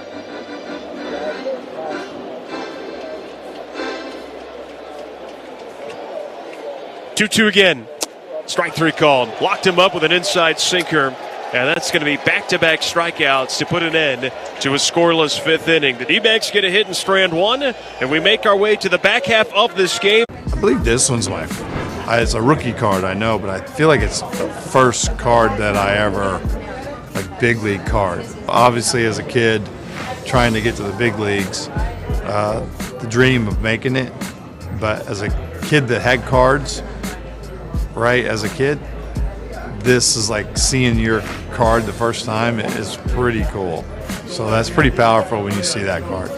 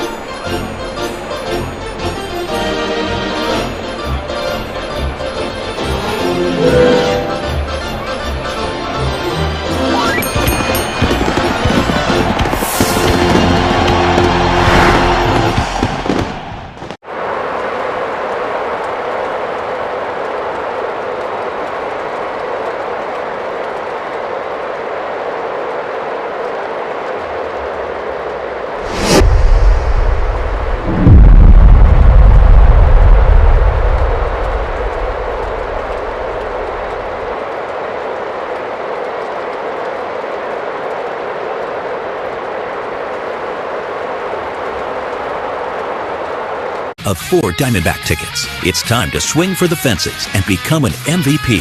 Don't strike out. This is your chance to hit it out of the park. Visit the Ride Now booth during a D-backs game to enter and score big with Ride Now Power Sports and Polaris. No purchase necessary. D-backs Front Office Focus, Wednesday mornings at 11:45 on Arizona Sports 98.7 and the Arizona Sports app. Rookie Daniel Johnson to lead off here for the Giants. And the left-hander takes down low for ball 1. D-backs have a 1-0 lead. Nelson has just been terrific for the Diamondbacks. As now this pitch is swung on. That is hammered towards the corner. This is trouble, and it is a foul ball. Boy, that ball was smoked. And he just missed the pole by maybe 10 feet. Yeah, just squared it up. Just a line drive, a high line drive that he just couldn't keep fair. I mean, it just hooked right at the last minute. Been a hard journey for Johnson. This is already his 3rd different major league team, and Since 2020, he's only amassed a total of 48 big league games coming into this one. Here's the 1-1, and that is low. 2 balls, 1 strike, but he has hit the ball hard twice, both of them to right field. And sometimes, Kenny, as you know, some guys just see good pitchers really well.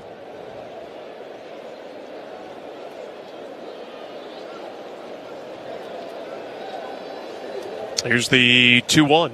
There's a hard hit one hopper to second, but right behind the bag is Perdomo, and he'll throw to first for the out. That was the old chuck and duck. I mean, he fires it up there, a good hard four-seam fastball, and he just drills it. And Nelly, the only thing you do is duck out of the way, and man, look at Perdomo's right there to make the play. Back to the top of the order. Here is the third baseman, Koss.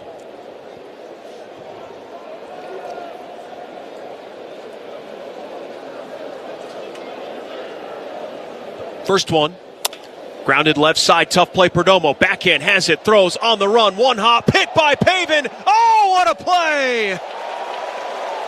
How about that for your Diamondback defense? And now there are 2 down. Outstanding. Boy, what a nice play by Perdomo. I mean, getting to that ball and then the quick release over to Pavin, who somehow was able to catch that ball and keep his foot on the bag, in between hop, and it was well done. That's a good call by Adrian Johnson at first. He got a great look at it, saw that toe, remained on the bag. As the first one to Devers is too high. Now that right there, our cool play of the game, brought to you by Chaz Roberts. Go to ChazRoberts.com for Arizona's leader in heating, plumbing, cooling, and caring. Chaz Roberts serving you since 42. 2 outs, the 1-0 pitch. And a huge swing and a miss by Devers. Just can't figure out his fastball. I mean, he's trying. He knows it's coming. He just can't hit it.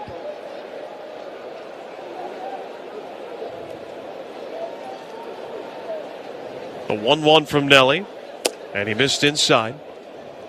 The amazing thing about Devers, for as hard as he swings, he actually has a good understanding of the strike zone. And you'll see him go after high fastballs. He, like Naylor, he likes that pitch up.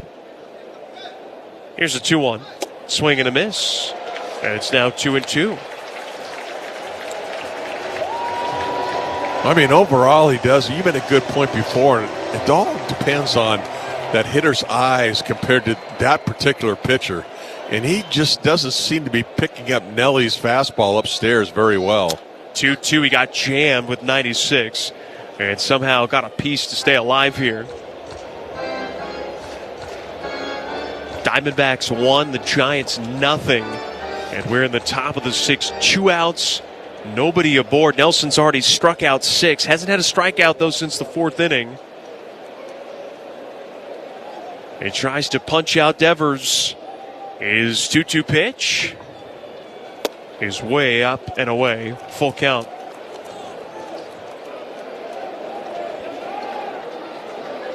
On deck is Elliot Ramos. Can Nelson get away with another upstairs fastball? And here's the 3-2. Breaking ball, swing and a miss. And Devers strikes out for the 3rd time as the inning comes to a close.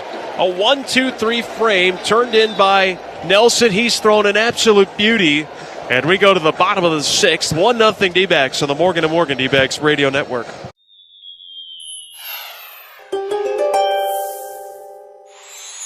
You're renowned for your positive attitude on the diamond, Sagittarius, but you occasionally find yourself getting distracted.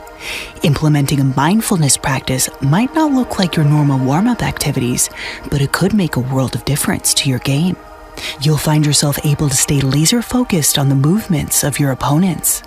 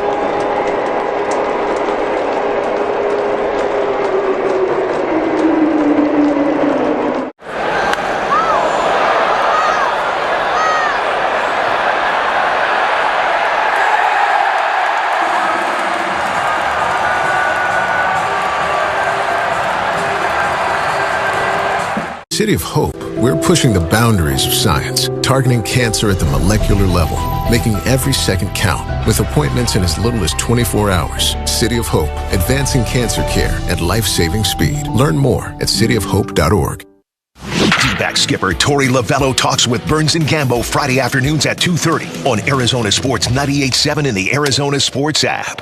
First pitch swinging, Pavin Smith sends one high deep and foul down the left field line. City of Hope is revolutionizing cancer care with life-saving speed here in the Valley with dedicated experts, targeted treatments, and appointments available in as little as 24 hours. Learn more at cityofhope.org. The 0-1 is fouled. It's 0-2, and we pause 10 seconds for station ID in the Morgan & Morgan D-backs radio network. KMVP FM Phoenix. Arizona Sports, the local sports leader. On the Arizona Sports app and on 98.7. 1-0 Diamondbacks, bottom of the sixth. And right now your headline of this one has been the stellar performances by the two starters. Now the 0-2 from Webb, and the sweeper is in the dirt. 1 ball, 2 strikes. This is good old-fashioned baseball here. Both pitchers really dominating lineups, throwing strikes. And now the 1-2. Swing and a miss. Oh, that might have been the best sweeper of the night. Goodness. Started low anyway, and it just dipped right at the very end. Pavin actually shaking his head going back to the dugout. I mean, he is dipping into his bag of strikeouts. Is Logan Webb. He's now struck out 3 in a row. And now here is Suarez. First pitch on the ground, left side, diving is cost. It's though the shortstop Adames who backhands. And then the first baseman Smith scoops it out. That was, if you asked Hollywood to direct how to field a ground ball, it had action, it had a bunch of diving and a lot of unnecessary extras. It did, and somehow they executed it, got the play, but that was all with Smith at first base. Not a good throw by Adames, but he helped him out. And more importantly for Webb, a 1-pitch out. He's already got 86 pitches. And now Gurriel, and he takes the first pitch outside. 1 ball, no strikes, the count.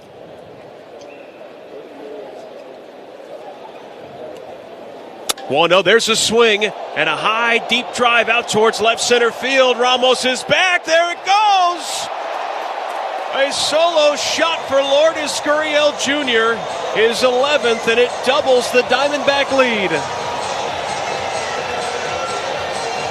Again, a mistake pitch. The sweeper on the inside part of the plate. Not at all where Bailey wanted that ball, and Lourdes made him pay. And with that trip around the diamond, stop by any Daniels Jewelers. It's a home run for your free team bracelet and $50 gift card toward any purchase of $99 or more. Daniels Jewelers, own the dream.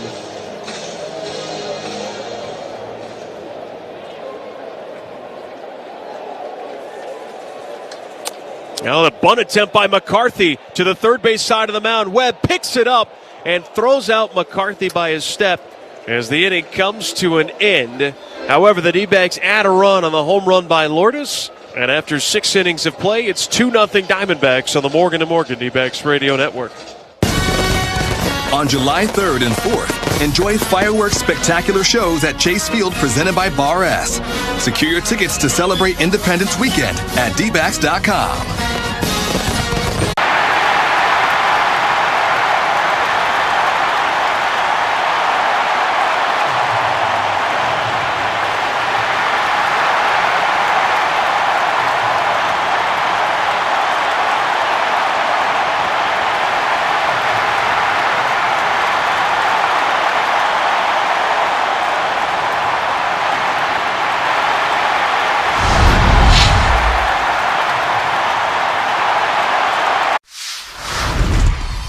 The name of the business is Legacy Catering. We all were talking about how mom taught us all how to cook. She was a cook at the public school system for ages. So we all started cooking with her, so we decided, to do the business, so we want to figure out what we're going to call it. So we said, let's cook in honor of our mother, so that's what legacy came in. And just remember that legacy catering is about people, and this is what barbecuing is all about, and this is why we love it. Gosh, we've gone to Sea Dogs games since we were kids. I've been coming to see the Sea Dogs for the last 30 years. Great experience. Everybody here is just bends over backwards to help people out and wish the world was like it is right here at the ballpark. We've always wanted to be more than just a baseball team. We want to be strong, active, contributing members of the community. And I think that effort is seen by the people and the fans, and they want to support that effort. 18 to 17 with Parent Guardian. The Arizona Diamondbacks play here. Arizona Sports 98.7 and the Arizona Sports app. We go into the 7th inning, and still on the mound for the Diamondbacks. It is right-hander Ryan Nelson, who has thrown 69 pitches so far. He faces Elliot Ramos. D-backs in front 2-0. And Ramos is 0 for 2 with 2 strikeouts as Nelson's first pitch fastball. There's the first generous call for the Diamondbacks, and my, was it generous. It was really generous. Ramos kind of looked back, gave that double look. He's been throwing it well. Finally getting some respect here is the 0-1. And that is too high. 1 ball, 1 strike to count. This is the critical part in the game right now for Nelson, because if he can get a 1-2-3 inning here, 3rd time through, all of a sudden you start to get in touching distance of the CG. There's a swing and a foul tip. 94 in on his knuckles, and it's a ball and 2 strikes. By the numbers, first time through the order, Rhino 104 or 204 batting average against. Then it drops down to 189 second time through. 3rd time through, 091. He has dominated lineups the 3rd time through. 1-2 pitch upstairs, 2 balls, 2 strikes to count, and he is still, Candy, showing really good velocity. That pitch at 97 miles per hour. Yeah, it's running. He's ready. And now it's 2-2. Swung on and fouled back. Talking Stick Resort Playcation is back. Stay and play with rates as low as $129. Here's the 2-2 now. There's a swing and a routine fly ball to center. Ramos slams his bat in the ground, doesn't let go of it yet, and now drops it as Thomas makes the catch.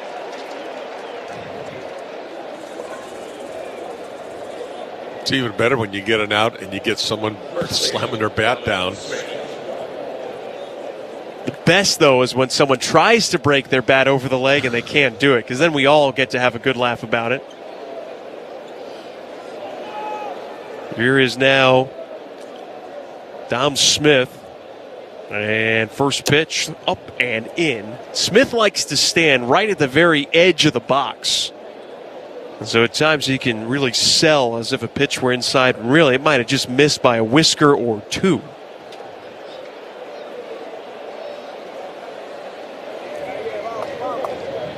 Here's the 1-0. Swung on, broken backgrounder to first. That is a foul ball, says Adrian Johnson. That was close to bouncing over the bag. Now that would have been a routine out. Instead, the count at 1-1.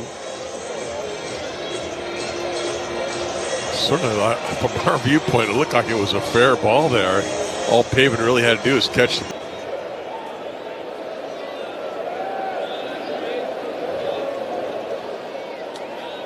Nelson ready. And here comes the 1-1.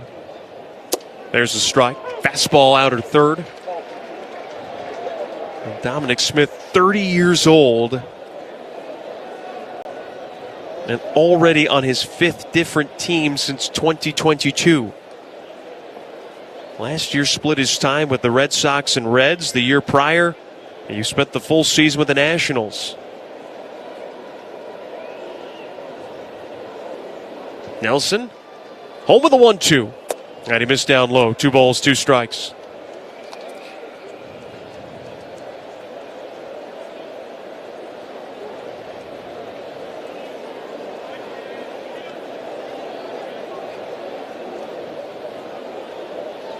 Here comes the 2-2. Swung on, and that one guided foul off to the left. He stays alive. Just still keeps popping that fastball up there. Last time up, Smith hit the ball really hard. Line shot to right field. The 2-2 again. That one hard hit, and that's going to get into left center field, a base hit. Sprinting over is Tawa to cut it off, and Smith trying for second. The throw is off target, and it will be a one-out double for Dom Smith. Smith really seems to have at least be able to see the pitches out of Nelly's hand pretty well. He's hit the ball hard 3 times. It's kind of a line shot right where the shortstop normally plays. He just shot out towards left field. Tawa got it in, but much too late. Here comes Brian Kaplan, the pitching coach. And right now you've got Adames up. And with all due respect, Candy, you look at the first at bat that ended in the strikeout, and what did we see? A lot of high fastballs from Nelson. You look at the second at bat where he hit a ball 110 miles an hour. The only thing that changed with the fastball was the location. Yeah, it was down and a little bit away, and he went with the pitch, hit it hard. Well, I think you got to stay up high in this guy until he at least shows you that he might be on it. D-backs with a 2-0 lead. Nelson sitting right now at 81 pitches.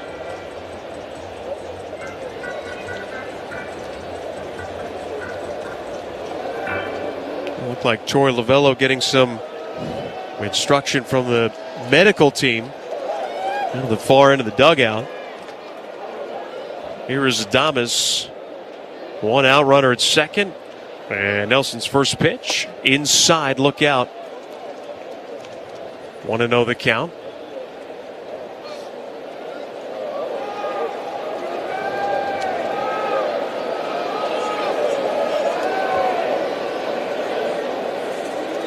Adames 0 for 2. The breaking ball dropped in there for a strike. And equalizes the count at 1-1. Boy, what a beautiful pitch that was. When you could just pull that out of your back pocket, drop it in there behind the count. Nice pitch. Talking Stick Resort Playcation is back. Stay and play with rates as low as $129. Another breaking ball, and that one missed just low. 2-1.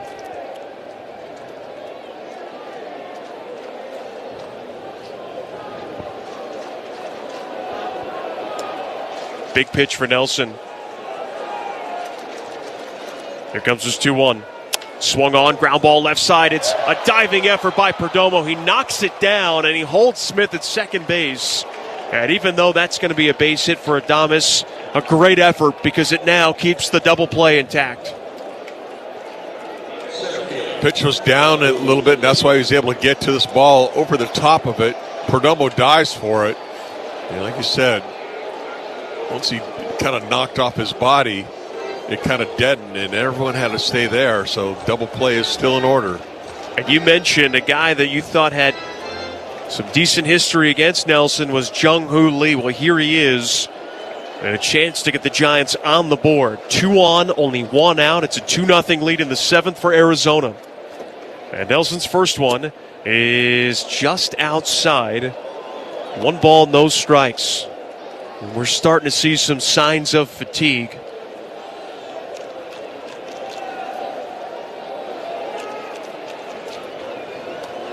One out, and now the 1-0 pitch is outside again. Ball 2. 2 balls, no strikes. Pitching a little cautious right now, missing with those 2 balls. Looks like he was just trying to place those balls on the outside corner instead of letting it rip like he has been. There's a 2-0. There's a swing, high fly ball, not very deep left center field. Thomas behind it now with a running start, makes the catch and fires it to the cutoff man, Perdomo. Both runners hold, and that's 2 big outs. And a pitching change is on the way. Out comes the manager, Torey Lavello. A big decision here.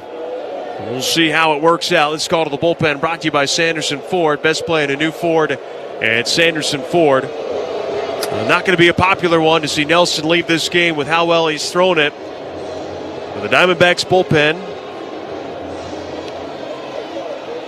they're going to have to lock it down and shake off the nightmares that were in the series against the Marlins.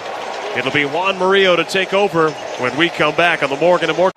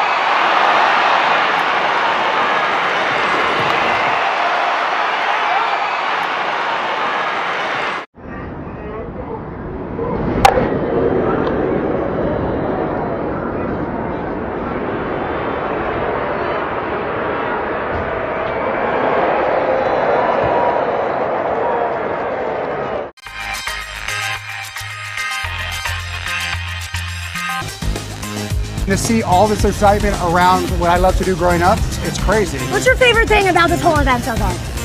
The fusion of sports, entertainment, and cards. That's awesome. Because to me, cards have always been entertainment, and they're getting their just dessert now.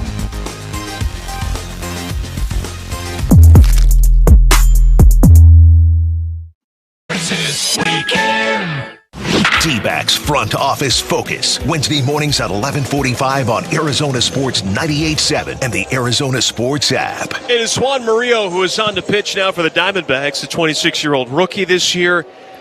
He's got a 4.07 ERA in 27 appearances. Excellent velocity with a fastball and a nice complimentary slider. He'll face the right-handed hitting Tyler Fitzgerald. And the first pitch is swung on and lifted to deep right center field. Thomas racing, diving, it's off the end of his glove. He can't catch it. One run will score. Right behind him is Adames. And one pitch out of the bullpen. It's a game-tying double. And we're square at 2 here in the 7th. Oh, how frustrating that is for Ryan Nelson. Just pitched a brilliant ball game. He gets taken out. Murillo comes in and he throws a fastball right down the heart of the plate. And what an effort by Thomas, but he just can't come up with it. Hits the end of his glove. 2-run score.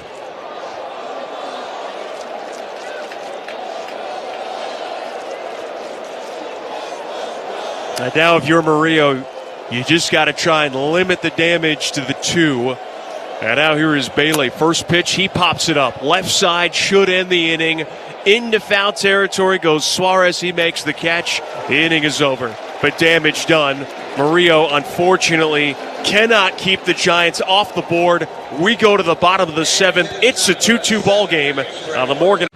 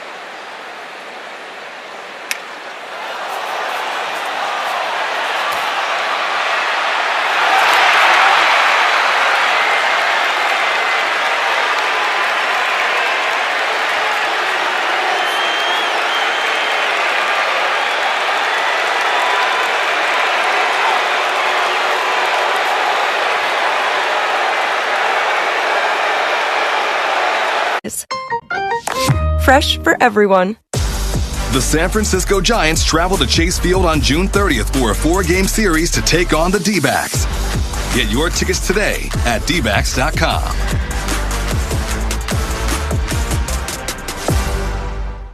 D-back skipper Torey Lovello talks with Burns and Gambo Friday afternoons at 2:30 on Arizona Sports 98.7 and the Arizona Sports app. This copyrighted broadcast is presented by the authority of the Arizona Diamondbacks and may not be reproduced or retransmitted in any form, and the accounts and descriptions of this game may not be disseminated without the express written consent of the Arizona Diamondbacks. Well, Tim Tawa will lead off for the Diamondbacks' first pitch, and Logan Webb is still on the mound at 90 pitches. First one a strike. Tawa so far is hitless, as now a swing and miss will make it 0-2. Well, you got the bottom of the order. They've been really productive here for the Diamondbacks in this game. Let's see if they get something going again. It's the bottom of the order for both of these teams, Candy. You look at the top four, Diamondbacks and the Giants, and really, we'll limit it to 3 here because it's going to make my point sound more intelligent. But for the top 3, the Giants, they're 0 for 9 with 5 strikeouts. For the D-backs, you look at their top 3, they're 0 for 8 with a walk and 3 strikeouts.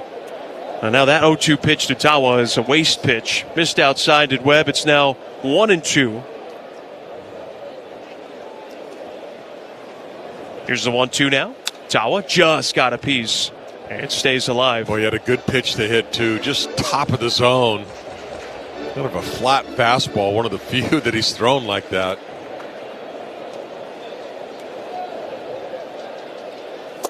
And check swing. Went around. And Tawa down on strikes. Couldn't lay off the changeup. Awful difficult first time you're facing a guy like Webb to try to figure him out. Bottom of the 7th means the 7th inning stretch brought to you by Arizona Complete Health, transforming the health of the community one person at a time.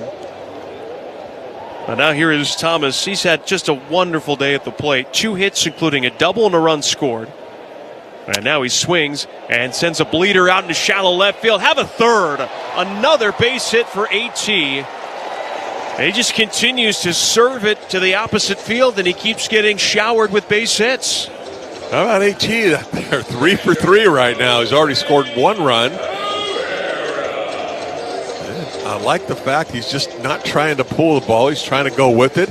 We talked about trying to stay inside the ball, and he's doing that and getting rewarded for it.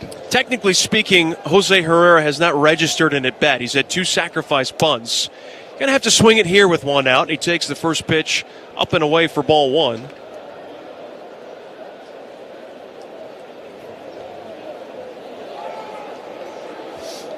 Here's the 1-0, and that is too high. 2 balls, no strikes.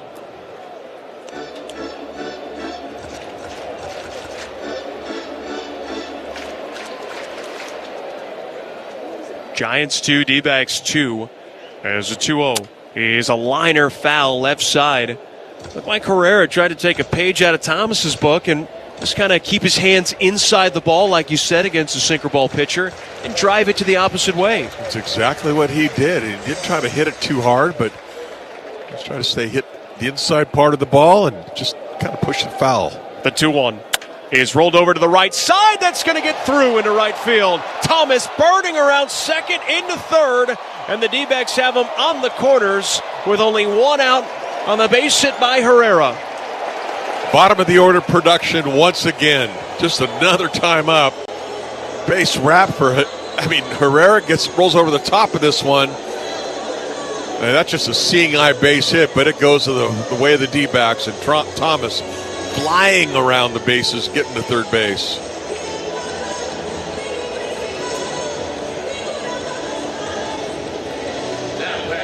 The bottom of the order has set the table once again, and now it is time for the top to do its thing, starting with Geraldo Perdomo. First and third, 1 out at the minimum. Drive something to bring home Thomas. You got good speed over there at third base. He's already hit the ball hard a couple times against Webb, but he's had nothing to show for it. Critical right now to get the run in. Like to have more. Crooked number is welcome, but You got to get Thomas in from third base here.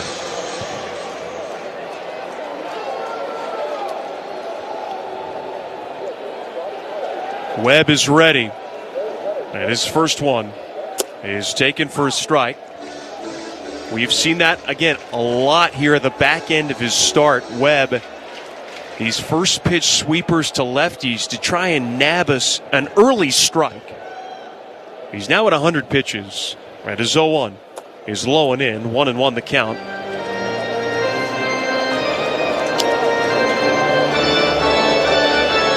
Webb sitting at 101 pitches now.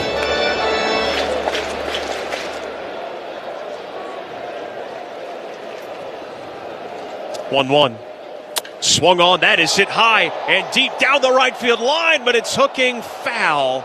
Oh, that was another screamer off the bat. And he just missed a 3-run shot by maybe an arm's reach. He crushed that ball, too. Anytime you see a ball down in the zone, Perdomo really likes it.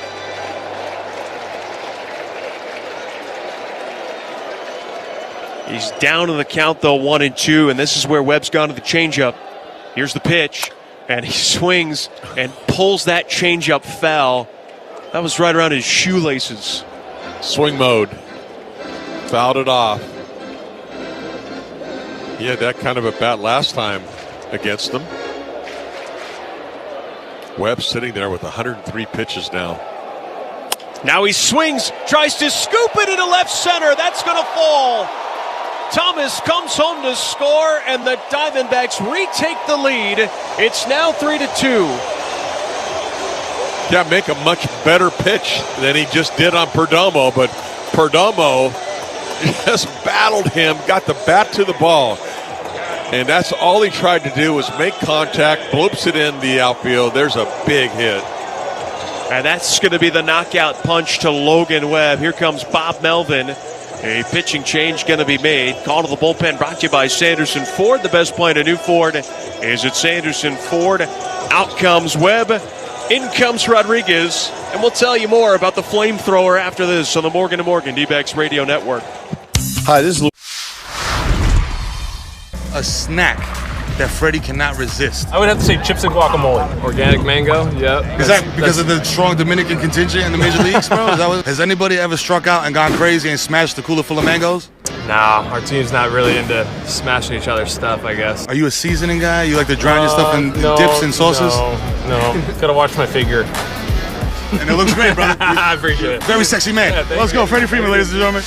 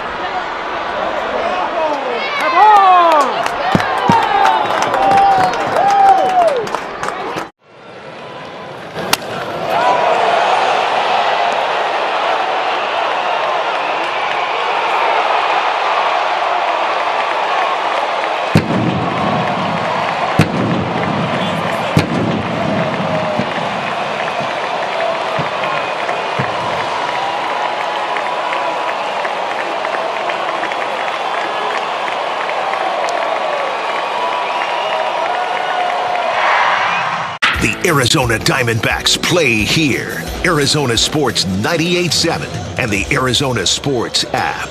Well, the new pitcher for the Giants is right-hander Randy Rodriguez. Rodriguez, in his second season of the majors, only 25 years old. This kid has incredible stuff. So far this year, 3-1 record, a 0.75 ERA in what will now be his 36th outing of the season. He has struck out 51 while walking only 7. A really good whip is anything under 1. His is at 0.75. A 0.7 whip. And he faces Ketel Marte. First pitch, Marte out in front, rolls it foul right side. And the count is 0-1.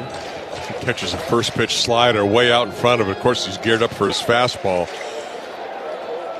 This is the at-bat of the game here.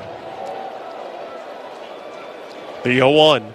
Marte guides a fly ball down the right field line. It's a long run for the second baseman, Fitzgerald, but it hits off the top of the netting.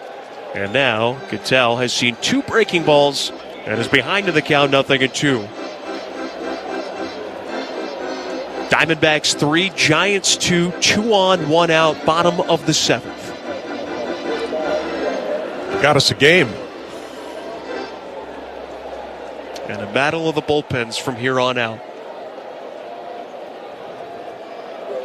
The 0-2.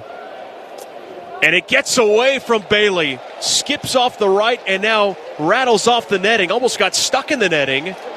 And it's a wild pitch. And what a break that is for the Diamondbacks. Goodness me, now second and third with only 1 out. Overthrew his slider. Really yanked it down and in. Not even close to the target. He just let it go, and that's what happens. It usually turns into a wild pitch. And that might be one of the rare times where Bailey would have been better to try and backhand it. Infield in. 1-2, and there's the fastball. Cattell ready for it. He fouled it. That was a swing like he was just trying to feel it out, see what it looked like. Okay, there it is. Now I'm ready. I mean, it's awful hard to just try to really turn it up right now after he's thrown 2 sliders for a strike. Infield's in. 1-2, and a pitch out. They throw back to third. Herrera back safely. Why on earth you would just give a pitch away when you're dealing with a quality hitter like Cattell Marte? I have no idea. Well, there's also an open base. That's how much respect they have for Cattell. 2-2, it's a pop-up on the infield. And the catch going to be made by the second baseman, Fitzgerald. That was hit 45 miles per hour. You can catch that with your bare hands. It got so far in on his hand. Another slider. I mean, he really came after him with the slider. That was what he was trying to get him out with. I mean, that right there is as good as a strikeout if you're Rodriguez. Yeah. 2 outs. The infield is back. Still runners at second and third. And the first one to Pavin. Here's a slider in there for a strike. Candy, we know that Pavin has struggled to hit breaking balls. And you just feel like this is going to be a tough matchup for him. There's the 0-1. Swing and a foul. That slider about a foot in off the plate. Very unpaven like that time to chase a slider like that. He must not be able to pick up that spin very well. Same way, the way he attacked Cattell. There's the 0-2. Slider tried to check his swing. It shouldn't matter. He did not go. That pitch was comfortably in the strike zone. Thank you very much, says Pavin Smith. He lives to see another pitch. Wow, that's a little shocking there. It's a break for the D-backs. Here's the 1-2 from Rodriguez. Another slider, and there it is. A check swing strikeout. The inning comes to an end. But Perdomo comes through in the clutch. His RBI base hit sends us to the 8th inning, where the D-backs have a 3-2 lead on the Morgan & Morgan. A sartorial issue here. There's the team name, Chicago Cubs, so it does work. It's got the right color. Yeah, it's gray. Maybe there was something went wrong with his other one. 1-1 to Marte in the air, right to the guy we just showed you.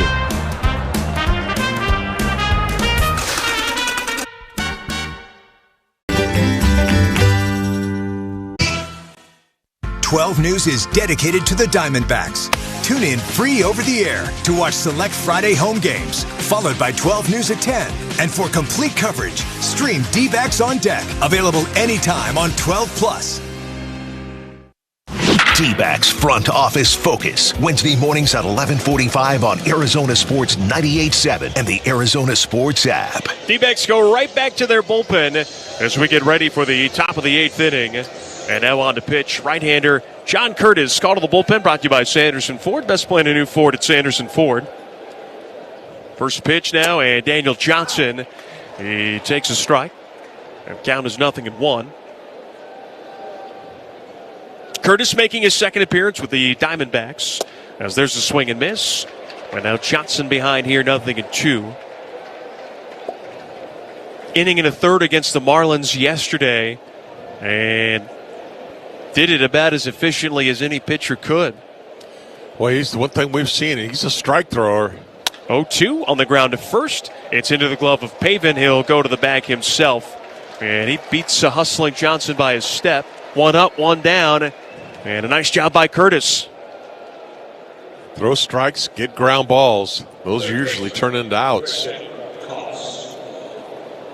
3-2, Diamondbacks lead in the 8th. And it is Christian Koss, top of the order coming up.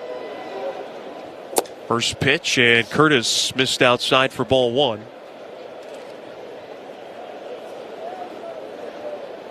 D-backs are just going to have to shake off what has happened all too frequently this year. As the 1, that's a check swing and no swing, says Adrian Johnson.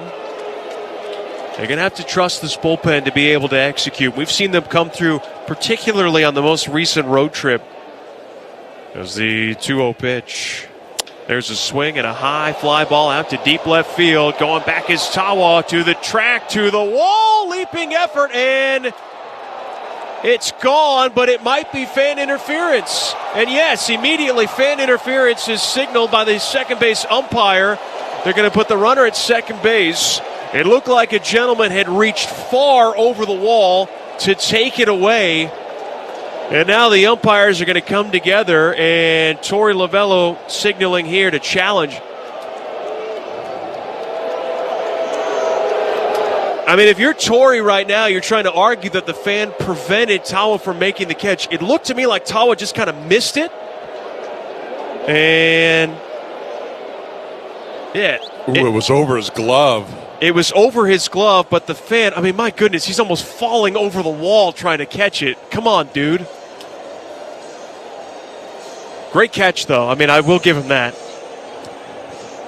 He's got a major leaguer in front of him screening him. Oh, he's calling him out. And now they're calling him out. And Bob Melvin with a few 4-lettered words that he's sending out towards Adrian Johnson.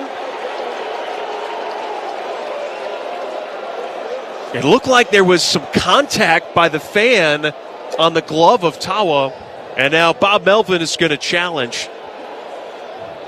We got a replay review brought to you by Planet Fitness. Get fit for less at $15 a month. San Francisco is challenging that call. Yeah, and like Adrian Johnson saying, I mean, there has to be a call on the field to challenge it one way or the other. And that's a break for the Diamondbacks, having him being called out. I mean, this is such a tricky call, Candy, because this is 100% interpretation by an umpire. The umpire's going to look at it, and based off what he thinks is happening, is going to go ahead and make a decision here. Yeah, I certainly don't think, just watching it over and over, that Tawa was going to make a play. He didn't touch his glove or anything. The ball looked like it was over his glove. I mean, I think the fair call here is a double, because I don't think it was a home run either. Yeah, I agree with you.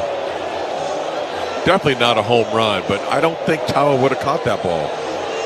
I'd like it to be an out. I think let me get that. But we like to call it fair here when opposing pitchers throw a pitch in the zone that isn't called. We're going to point that out. The important thing, though, is the call on the field right now is out. Absolutely.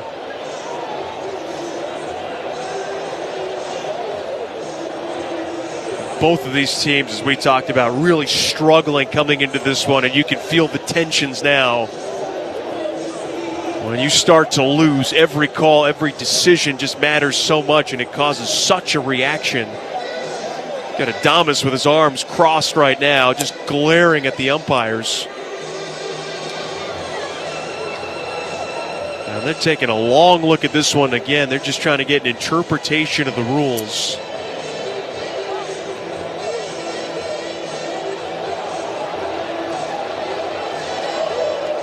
On deck is Rafi Devers.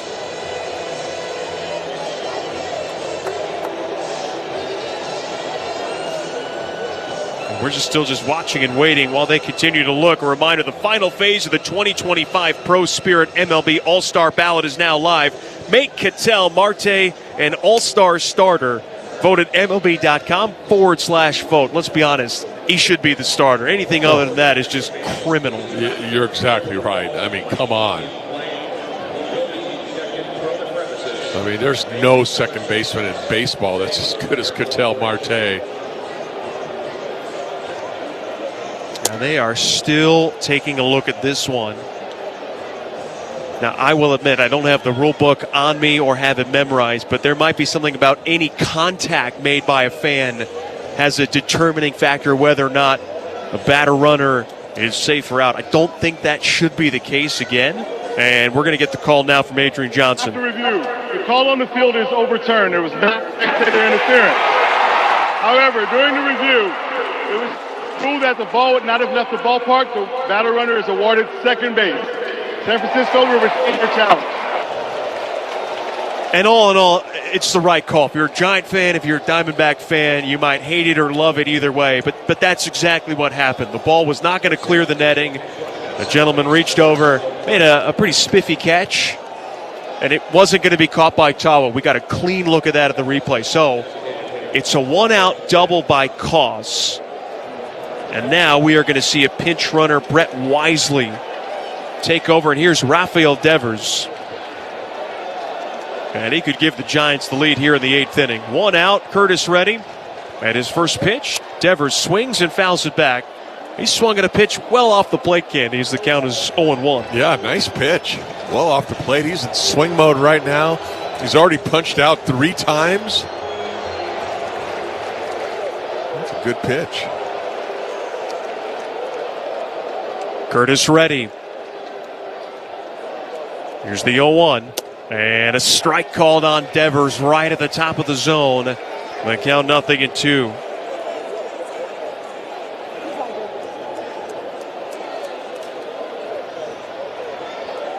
From the belt, the 0-2. And he missed high and outside. Just the second Diamondback appearance for John Curtis, and already Torey Lovello throwing him into a high leverage situation. I mean, outside of closing the game, it doesn't get more high leverage than this. Yeah, this is it. Here's the 1-2. Outside again. 2 balls, 2 strikes.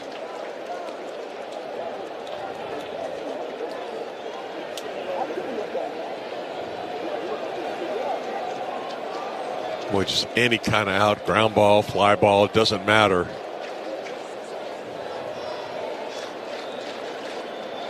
And now Curtis is going to step off.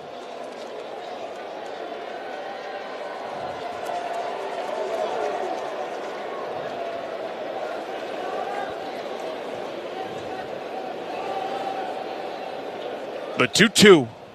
Swing and a miss. He struck him out. 4 punch-outs for Rafael Devers. And this is in a big situation. High fastball, could not hit it. Time to go hat shopping, get something golden. Here's Elliot Ramos.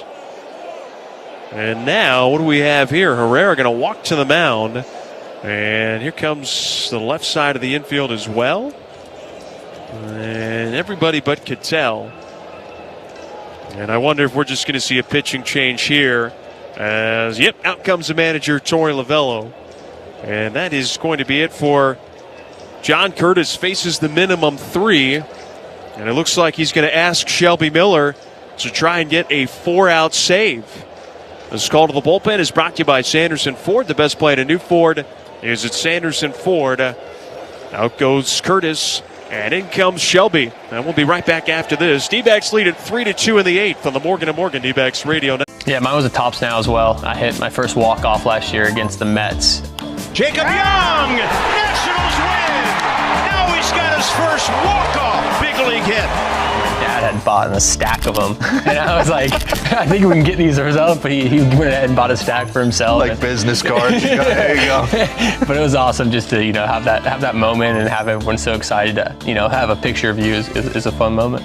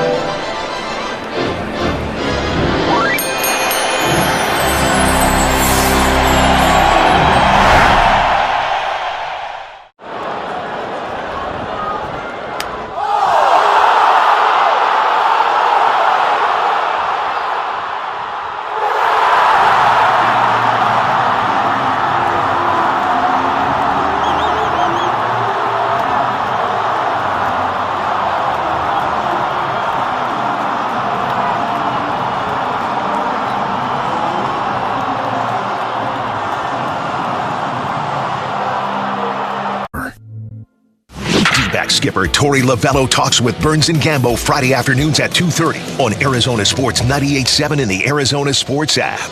Shelby Miller's been brilliant this season for the Diamondbacks. He's got a 2.18 ERA. This will be his 35th appearance. And he is going to try and get a 4-out save. It would be his 10th of the year. 37 strikeouts, only 11 walks. However, the Giants have the tying run at second. They have the go-ahead run at the plate. 2 down in the top of the 8th, and Elliot Ramos, a good power hitter up. Ramos is 0 for 3. And the pitch here is dropped in there for a first pitch strike. He went to the splitter, and it's 0-1. Shelby knows he's got a pretty potent bat. He also knows he's got an open base in case. Doesn't have to give him anything good to hit. Now the 0-1 is a fastball swung on and fouled out of play. And the count is 0-2. One of the things I love watching Shelby pitch is how he's around the catcher's target. I mean, he is around that glove all the time. 2 outs, the 0-2 pitch. And just missed high. It's 1-2. Good velo, too. Popped it up there at 96, top of the zone.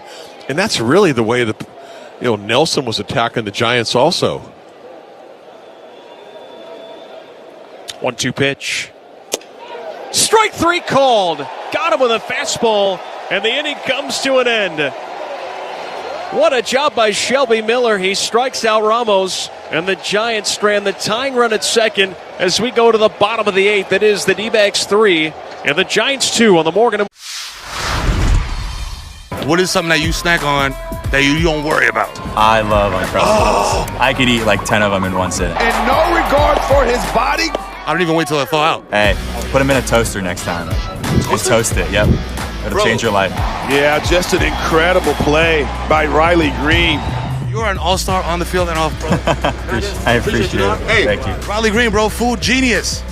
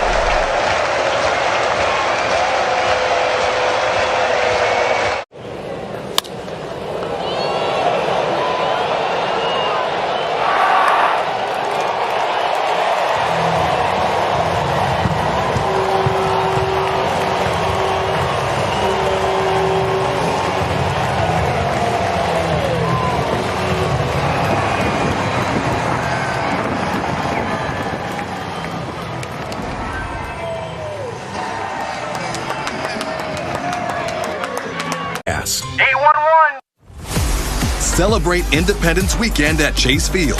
Arrive early on Saturday, July 5th to get the D-backs patriotic tee. Secure your tickets now at DBACKS.com. The Arizona Diamondbacks play here. Arizona Sports 98.7 and the Arizona Sports app. A couple of defensive changes here for the Giants as we get ready for the bottom of the 8th inning. Remaining in the game to play third base is Brett Wisely. And now on to pitch. It is right-hander Tyler Rogers. Call to the bullpen brought to you by Sanderson Ford. The best plan to new Ford. Here's Sanderson Ford. Evadios Suarez leads off for the D-backs. Arizona leads it 3-2, bottom of the 8th. And the first one from Rogers is a sidearm sling in there for a strike. Fastball only at about 85 miles an hour, Candy, but it's all about that deceptive arm angle that Rogers uses. So difficult to make an adjustment by a hitter. Swinging a high fly ball out towards left field. Ramos back out of room. A solo shot for Suarez, number 26. And some valuable insurance here in the 8th as it's now a 4-2 Diamondback lead. And that's the way to greet him right there. He just kind of throws a little itty-bitty slider, not much break to it at all, and Suarez pounded that ball under the left field stands. And with that trip around the diamond, stop by any Daniels Jewelers and say home run for your free team bracelet and $50 gift card toward any purchase of $99 or more. Daniels Jewelers, own the dream. And now here is Lourdes Gurriel Jr. And the pitch to him. That swung on and stung to left, but right there is Ramos to make the catch. Oh, man, 2 balls hit hard, 1 gone, and 1 could have very easily been on its way. Yeah, too bad that wasn't a gapper. You'd have at least him at second base, if not third.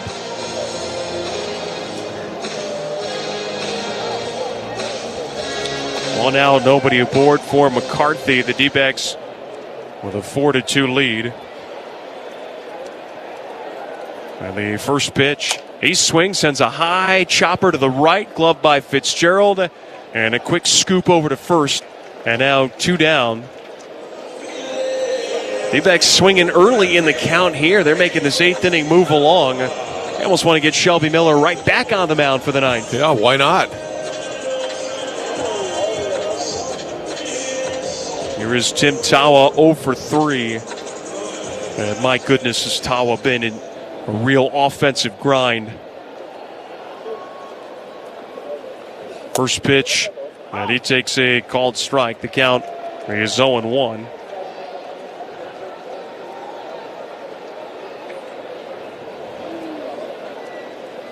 Now Rogers, he fires, and it swung on and missed. 0-2 the count. Since June 7th, Tawa is just 3 for 31. That's an 0.97 average. The 0-2. And he lines it foul right side. 2 walks during that stretch, 12 strikeouts. It's an 0.97 slug. We all know he's a better hitter than that. He does like to pull the ball. At least that's where he has his power. And he's just trying to flick it to the right side. Dom Smith pretty close to the line. There's a little bit of room with which to maneuver. 4-2 D-backs. Here's the 0-2 pitch to the rookie Tawa. And he gets jammed again. Fouls it right side. Well, he's really trying to stay inside the ball and shoot it the other way. Just letting it travel a little bit, but still not centering it. Rogers ready. The 0-2 again is outside. 1 ball, 2 strikes. In the 9th inning, the Giants will have Smith, Adames, and then Jung-Hoo Lee. As this 1-2 is outside again. 2 balls, 2 strikes.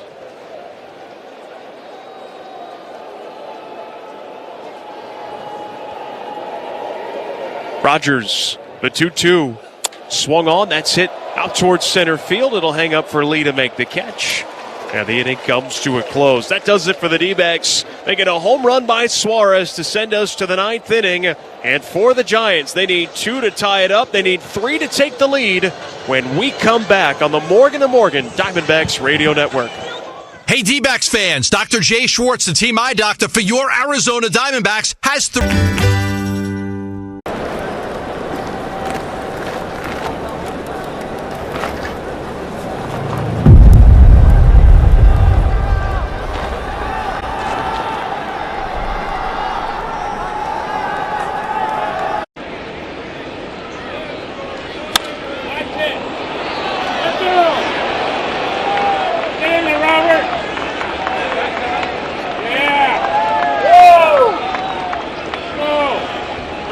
Another D-backs conversation when you subscribe to the Arizona Sports YouTube channel, Arizona Sports 98.7, and the Arizona Sports app, the local sports leader and the home of Arizona Diamondbacks baseball. D-backs Front Office Focus, Wednesday mornings at 11:45 on Arizona Sports 98.7 and the Arizona Sports app. Top of the 9th inning, the Diamondbacks lead the Giants 4-2. In between innings, Giants manager Bob Melvin was ejected after getting into a very heated argument with Quinn Walcott, the home plate umpire. Dominic Smith leads off, and the first pitch is a strike called. Fastball in the inner third. And the count is 0-1. Ryan Christensen is his bench coach. And not a whole lot of strings to be pulled right now. He needs his offense to get 2 runs to tie it up. As Shelby Miller is 0-1. There's a beauty. Swing and a miss. And the bottom just dropped out of that splitter. Sure did. Beautiful. Gets ahead, then drops the splitter. Nice pitch. Good combo of pitches.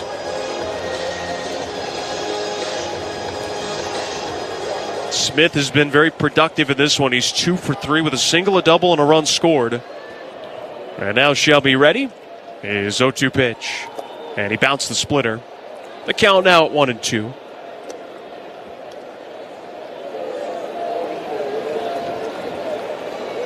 A loss by the Giants, and that would be 6 losses in their last 7.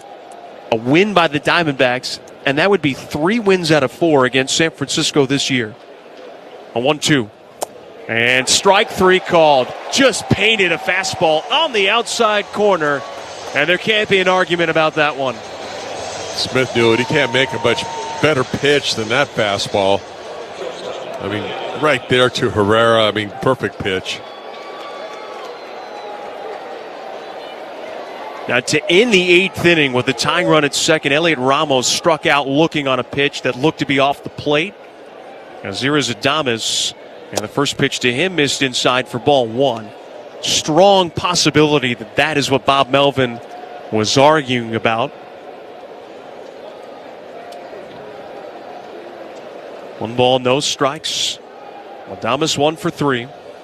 And the pitch here is a breaking ball that time. Sweetmer called a strike.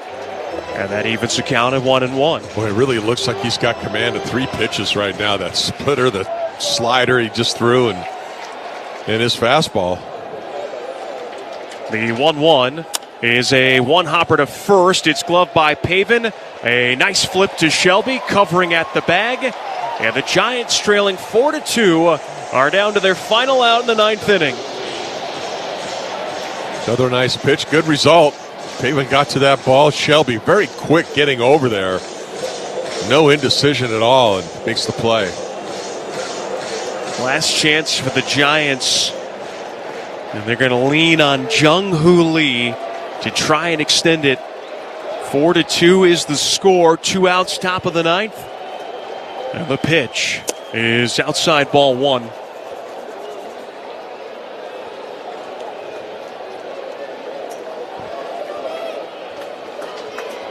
Sure is nice to D-backs getting that extra run, make it a 2-run game.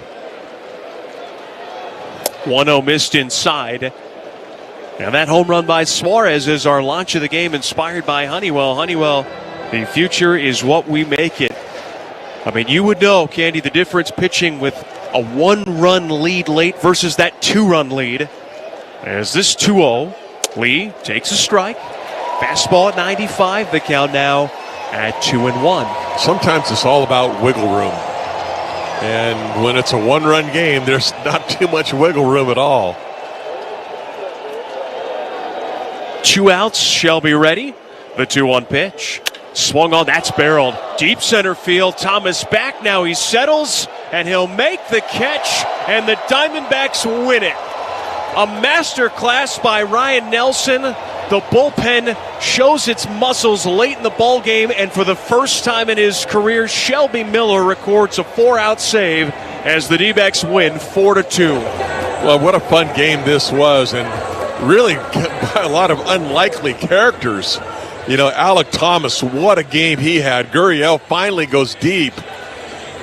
And boy, it was certainly nice with Shelby Miller closing this game out in style. You kind of saw both facets of this D-back offense.